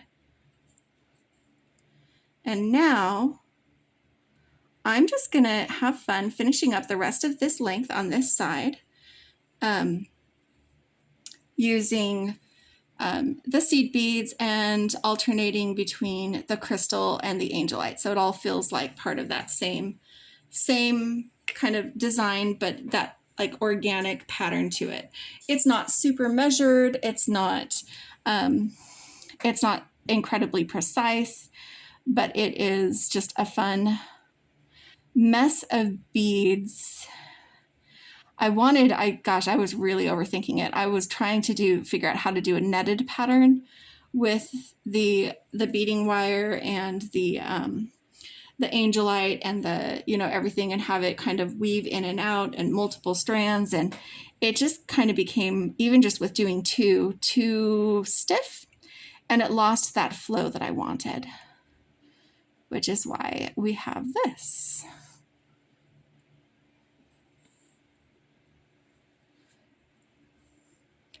And this doesn't have to be measured precisely, but you get the idea, where you've got a handful of beads, different sizes, different shapes, a nugget,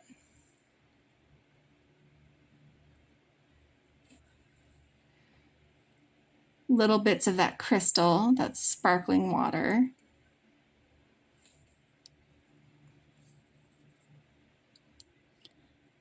A little bit more, because I went short on this one, which that's what I wanted, where it doesn't look like I'm doing a certain number of beads or anything like that, but I am featuring these little bits of seafoam green throughout this design.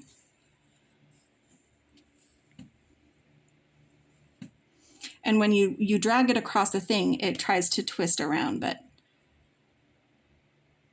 I think that's pretty. What do you think? What do you think? I know I can't see a response yet. I'm recording this at 3:30 in the morning. But I know that you guys will let me know what you think. Just having fun and playing with this.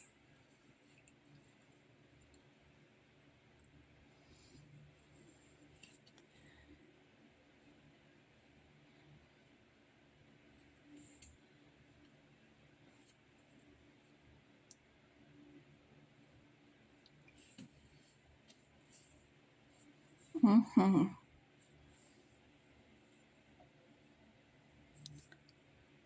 Just tightening that up against that seed bead, making sure that gap gets covered.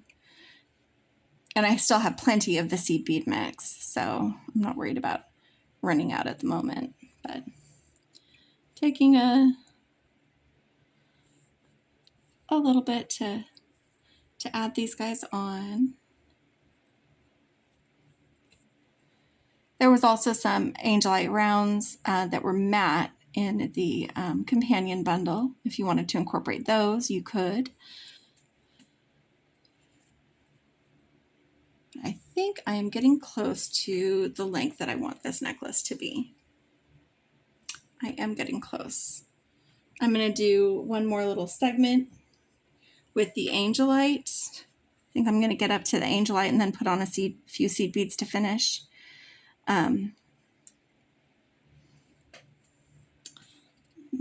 Pretty. They're all pretty though. So pretty.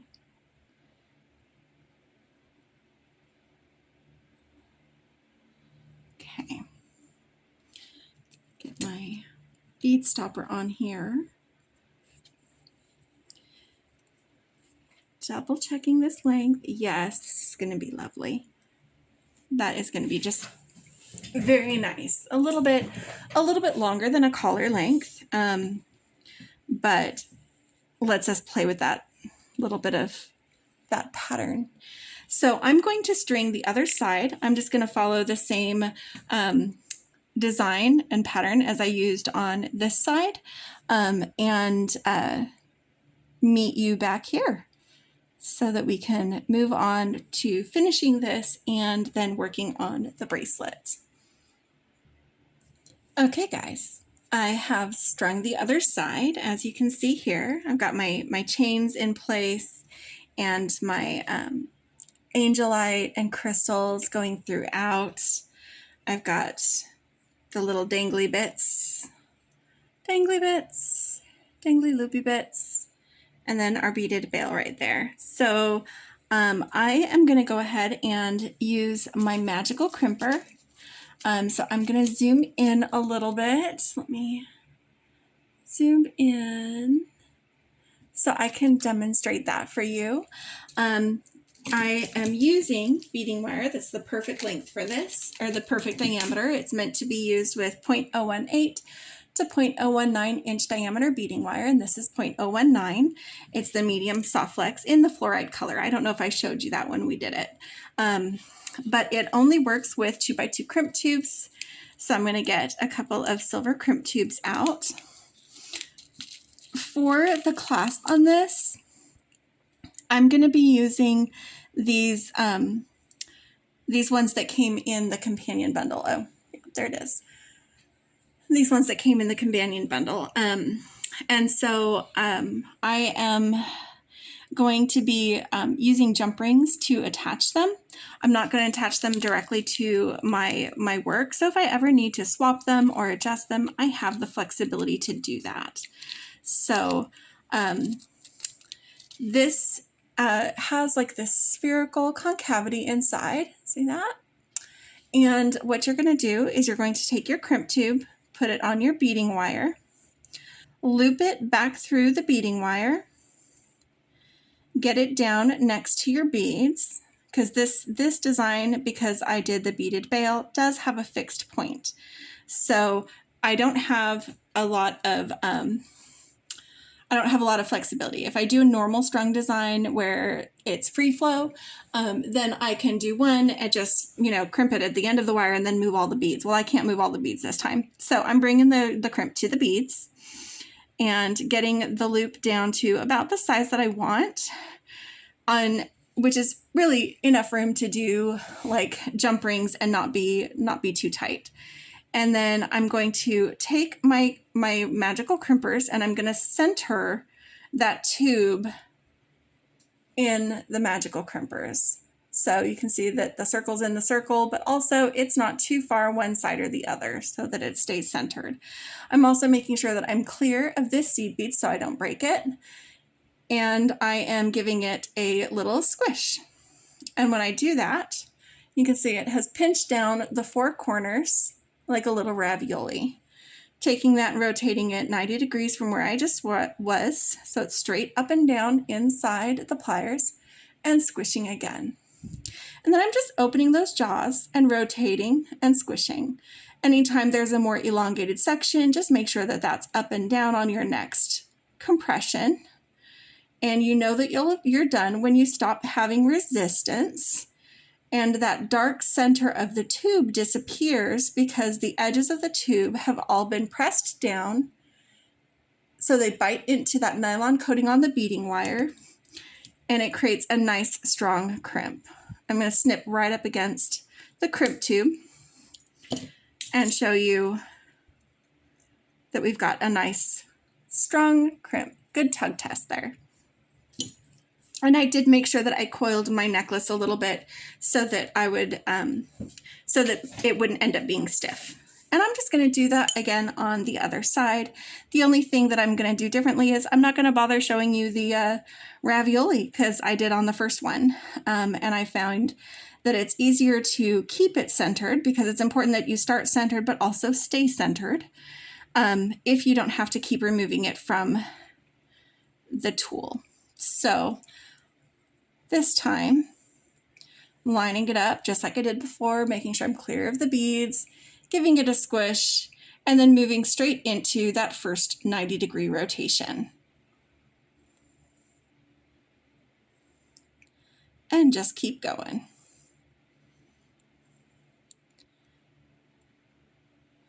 And then, like I said, no more resistance, little crimp bead. That easy. Okay. And then I'm going to go ahead and open up this jump ring that is attaching the two parts of this clasp. I am going to have to add a jump ring from my stash. Let me get one of those out. Just going to get a similar sized one. Looks like that one is going to be too big. Let's do one smaller.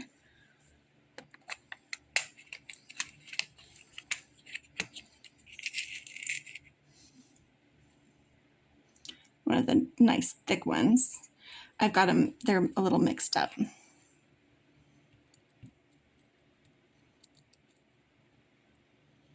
I'm going to use one of those, but they're all stuck together, so I'll need to open it. Okay.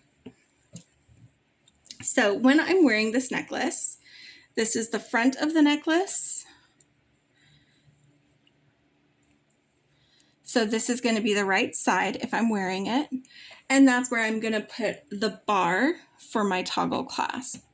So I'm going to go ahead and open up this jump ring, take off the loop. We'll attach that here in a minute. And I'm just, oh, sorry. Let's go back to normal distance. I just have this open still, so I'm going to do this one on zoomed in. Sorry about that. I meant to adjust that before I started messing with the clasp. So I've just attached that one there. Let's go back out to a normal distance. Wrong way, Jen. There we go. We are back out to ×1. So, yeah, so I just attached that to that one. And then I'm going to go ahead and take off one of these jump rings. And you can use the front of your magical crimper as a second set of pliers if you want to. It happened to be what my hands grabbed. And I'm just going to put this on my beading wire and my loop.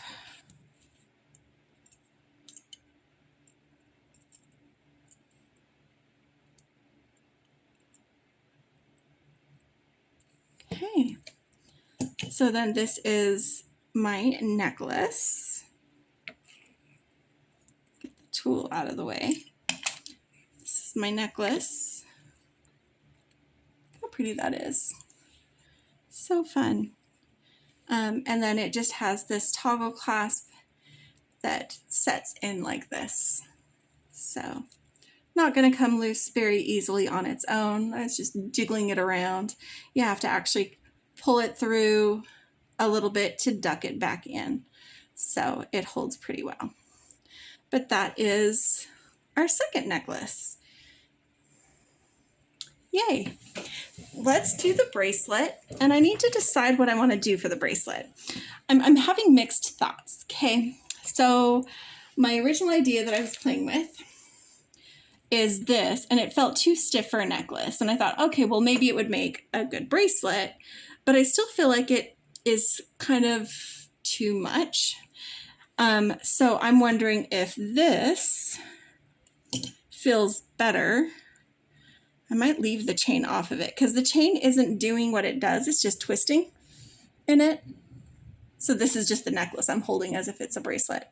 So I don't feel like the chain necessarily adds that much to it. Maybe I just do a bracelet that is simple like this.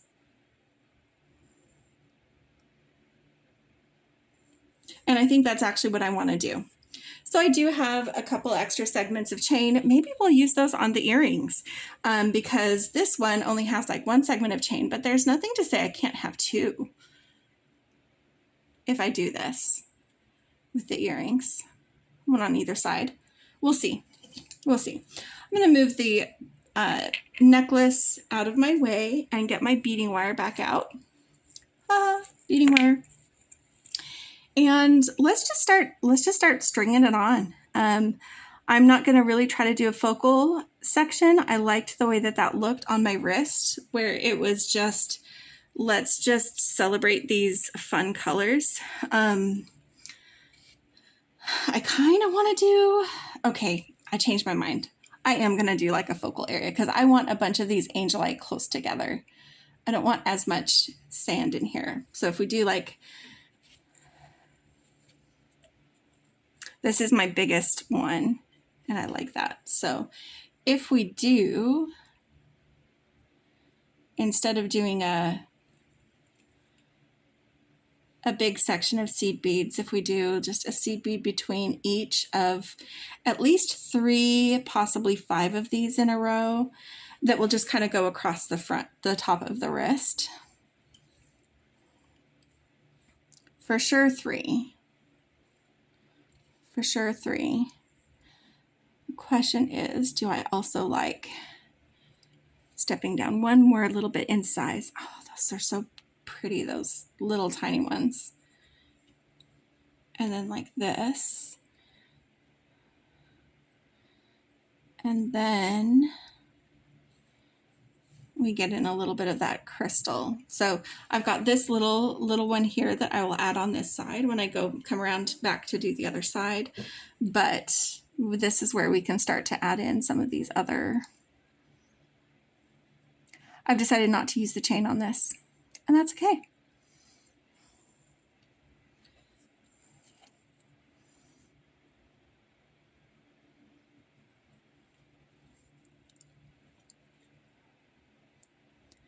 That is okay.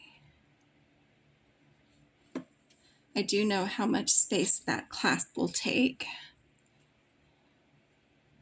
Crimp to crimp. Yep, I'm looking for about 17 centimeters of beaded length is what I'm aiming for. And that's going to be from the middle of this nugget right here.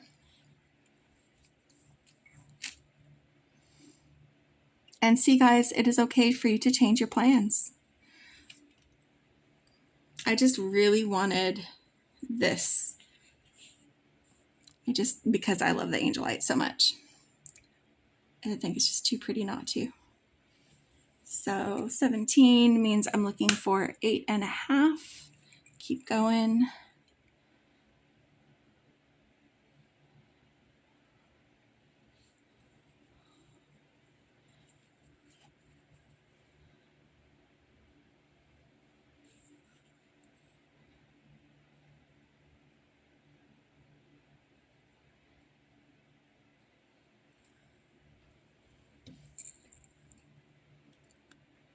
That is getting pretty close.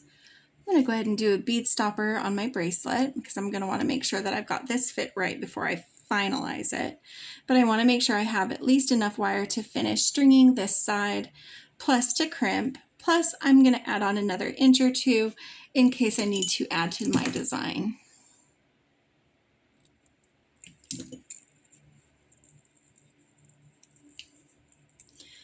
All right.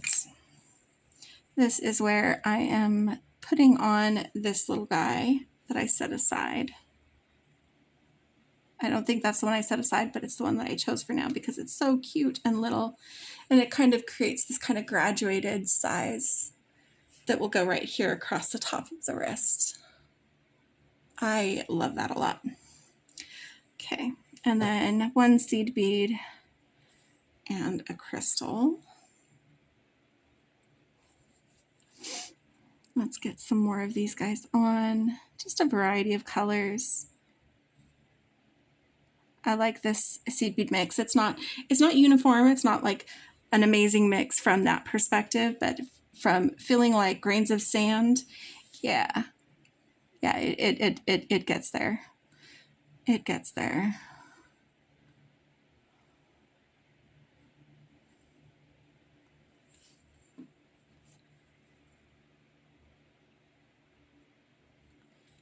All right. And then we've got just shifting some things around so I can get different colors.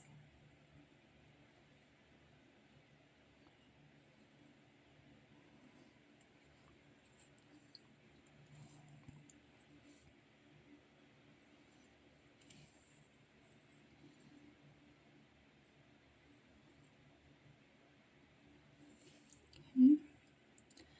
Just a little bit more for the bracelet.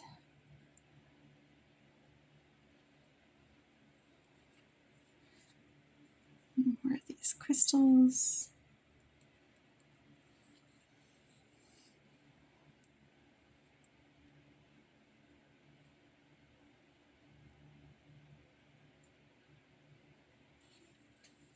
Okay, and then I'm going to put on this other bead stopper and put it on my wrist.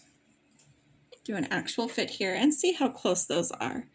If that is close enough that I can do the clasp and have it fit nice and loose like I like my bracelets to fit, I think this is good. Let's get another couple of crimp tubes. I'm not going to zoom in for this one or do the big demonstration, but I am going to go ahead and crimp these. We're also going to be using some crimps in our earring design, which we'll get to here in just a minute. So this is what I was talking about. These are free flow beads. There's not a fixed point like there was when I did the beaded bail.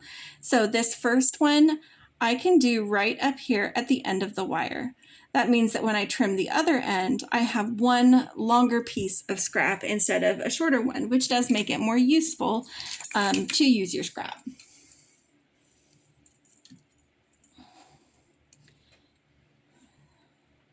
Get this in here. And just keep going.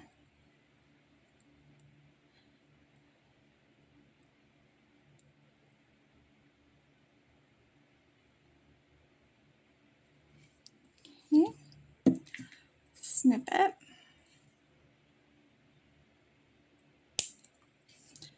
And then slide all the beads down so they're right up against here. Make sure that you're curved, just like we did with the necklace, so that when we do this crimp, it's not too stiff.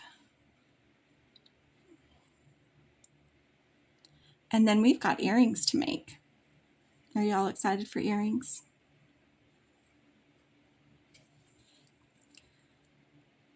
What's interesting is because I'm using the same clasp on this as well as the necklace, you could use this at the back of the necklace to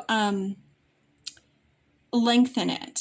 I'll show you what I mean after I finish getting the clasp put on here, because they have interchangeable parts. Y'all know I love a good convertible jewelry moment.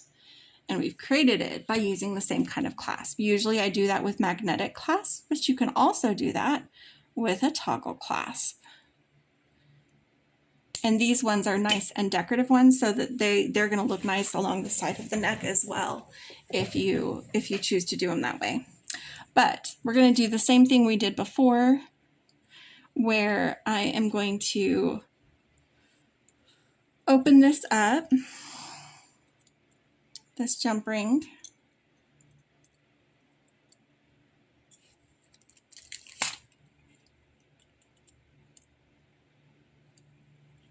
Take off the loop for that toggle, put on one side of my bracelet and close it up.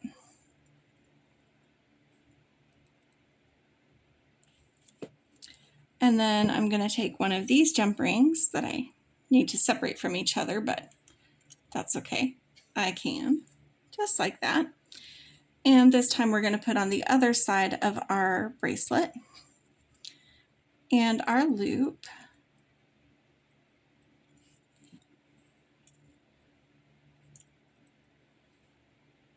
And close it up. So here's our bracelet. And I didn't make a dangle. I'm hoping I don't need it.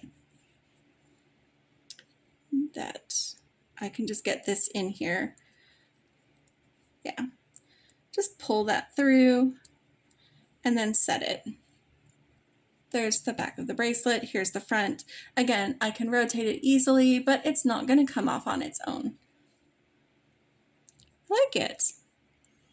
I like it. This is what I was talking about with the necklace though. So we have oh, that's the wrong necklace. Haha. This necklace right here. If you undo this toggle and you put this bar through this loop and this bar through this loop,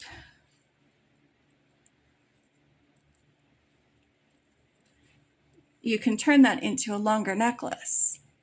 That's what I mean. Like if you wanted to wear this as a longer necklace, you could, and it would have these textured toggle clasps just on either side of your neck and could be part of the design. But if you wanted to, you could easily connect those two things together. So I'm going to put the bracelet back on and I'm going to wear it while we make our earrings. Now, our first set was the longer, more complicated because it was the beaded chain one. This is going to be the more complicated earrings between the two. But I don't think they're too bad. I'm just going to put this back on because I want to wear it. In fact, we could wear both of them together. Here's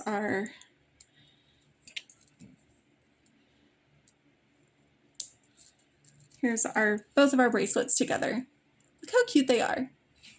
Yeah, this stuff can all layer and be interchangeable. I'm making it as 2 sets, but they can be worn interchangeably. You can take these designs and make different sets as you want to. So here we go. This is where we're going to use some more of our chain. I've got our segments right here. That's 1, 2, 3 segments. I lost a segment. Oh, no, I haven't lost a segment. I haven't scavenged that segment yet. So this is where I was playing with the ideas, but I'm going to go ahead and pull all of these things off, and we're going to use them on the fluoride beading wire. Again, that's one of the great things for scrap wire. I had a ton of this turquoise that was a scrap from something else, and so I was able to use it to test my idea on. But we're going to take this and we're going to cut, because we need enough room to crimp, enough room to do the thing.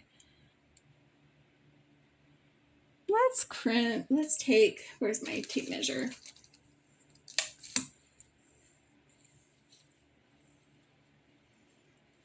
Let's do 7 inches. 7 inches should get the job done and have room to maneuver. You can take a look at the scrap at the end of this and decide if you want less or more, but I'm gonna do 7-inch length for these earrings. Just gonna cut both of them at the same time because I've got them. All right. And then we're going to start by putting, how do I want this to be though? I'm going to start by putting these guys on jump rings because I want them to face forward and have the lines of the thing go side by side instead of being tucked away behind. So let's open up these little jump rings that we've got still sitting out here. That they got tangled together, but that's okay because we're going to use them. So we are putting each of these on a jump ring so that we can be in control of the orientation, that it's oriented the correct direction so that we can show off what we got going on. Okay. There we go. And just make sure they're nice and closed so that they don't slip free of the beading wire. Okay.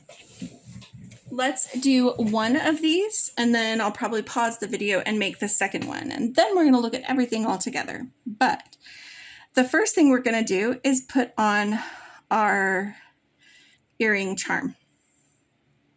Okay. And it is stainless steel and it has some weight to it. If you're sensitive to weight, you might use less of the other beads, but these beads are all very light. We're using seed beads, just one crystal, possibly two crystals for each design, and a little bit of chain. Now, we do want one of these sides to be longer than the other because we're going to loop it, but this is going to be enough for us to put it together.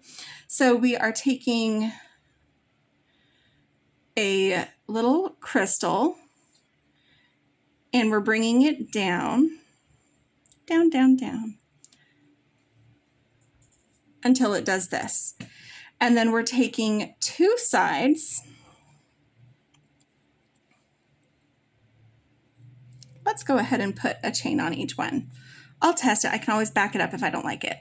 So since we didn't use the chains on the bracelet, let's see about having them hang out on our earrings.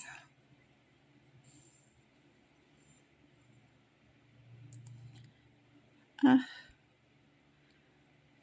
on. It worked before, guys. You saw me do it 6 times. Or you saw me do it 3 times. But I did it 6 times. Okay, so chain first on each one.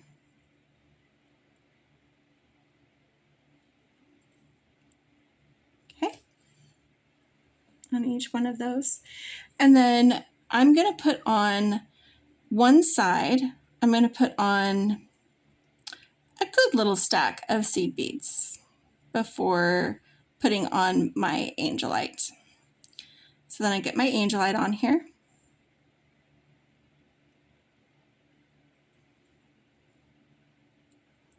Okay. And then just a few more.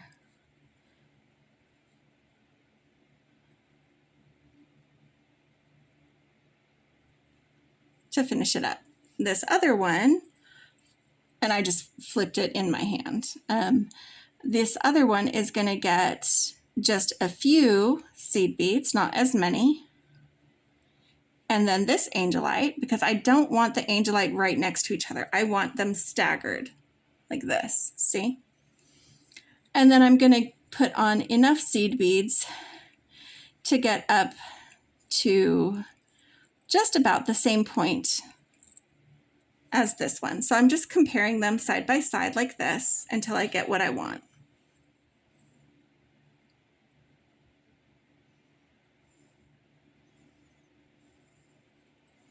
Oops, flinging my seed beads everywhere.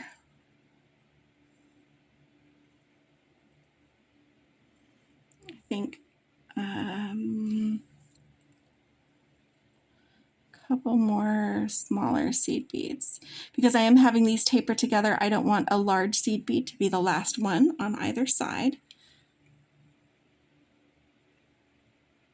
Yes.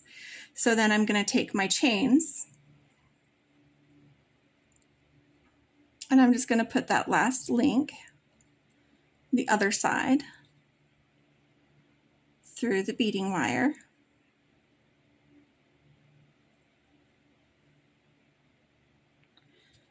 And here as well. Now these aren't going to droop and swoop the same way they do on the necklace. It's just they're not oriented that direction, and that's okay. But they are still going to kind of have a nod towards what we already did. It just felt messy on the bracelet. And it's kind of messy here too, but I think it adds interest. Like this is all tangled seaweed and nets. Okay, and then we take another crystal right here and cinch it down. So we get this thing. And the chain does kind of get a little bit lost here. That's why I wasn't sure about keeping the chain. But no, I'm going to keep the chain. I'm going to keep the chain. Okay. So then what we have is I want to see if I can get the wire through the crimp tube 3 times. So we're going to have it go through both wires here. If this was a copper crimp tube, we wouldn't be able to. The walls are a little bit thicker. But if we scoot this through,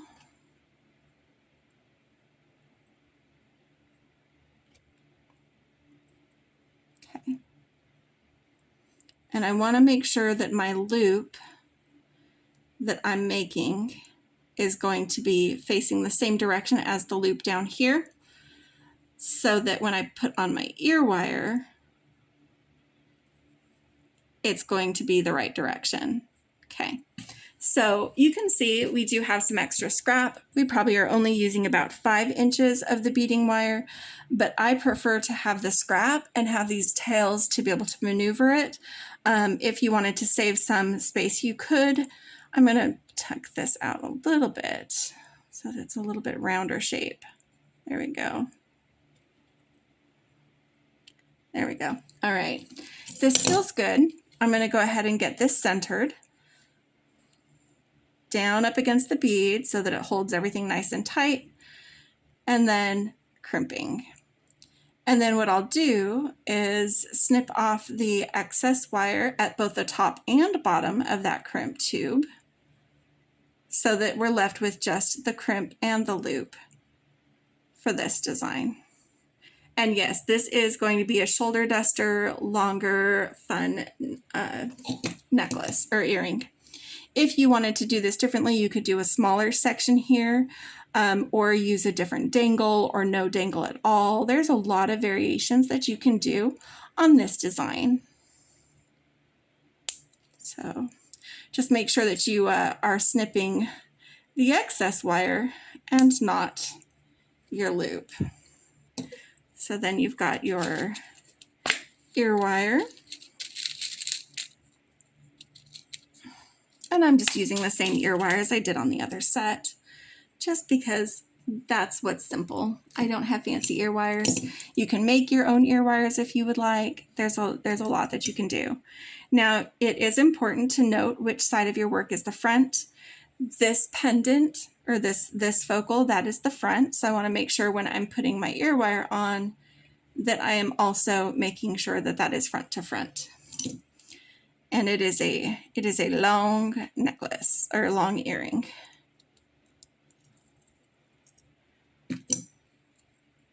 But that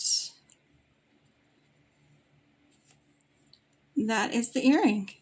So I'm going to pause the video and make the second earring, and then come back and we're going to look at everything that I made all together on this, what Becky and I call our twofers, our 2 sets using the Bargain Bead Box subscription box and one of the coordinating bundles, in this case the companion bundle from April. I'll be right back. Getting it all to fit on one place, it takes a little doing, and I just realized my one necklace was upside down, so I have to readjust that real quick. But we've got our chain set with the fossil coral. Yes, the chain set with the fossil coral and all of our rings.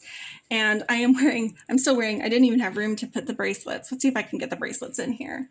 So we've got this bracelet, can hang out right here.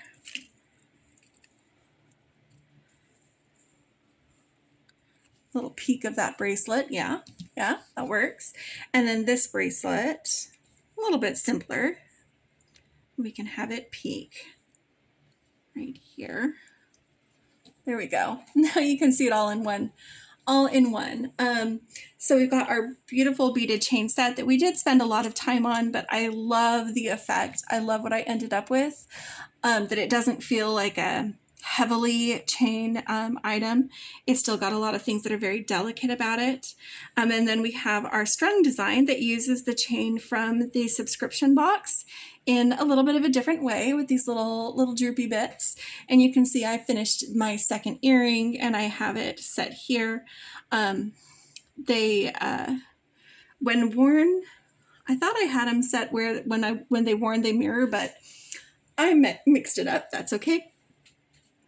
But we used a beaded bail on our metal pendant instead of a gemstone pendant, a little bit different. And we've got necklace and earrings that go with each. We could easily mix and match and combine between these two sets, because even though they feature completely different stones and beads between the two sets, I don't have anything similar between them. They were all part of that same beautifully curated Making Waves April Bargain Bead Box and the companion bundle. And I love this kind of Betwixt Sand and Sea theme that I kind of came up with, where there's touches of both, but a real emphasis on like the fossil coral and the sandy tones and the pearls here, and then the seafoam colors that we have in this set. So I hope that you liked this video. I hope that you hung out for the whole thing. Even if you only watched portions of it, thank you very much for spending your time with us.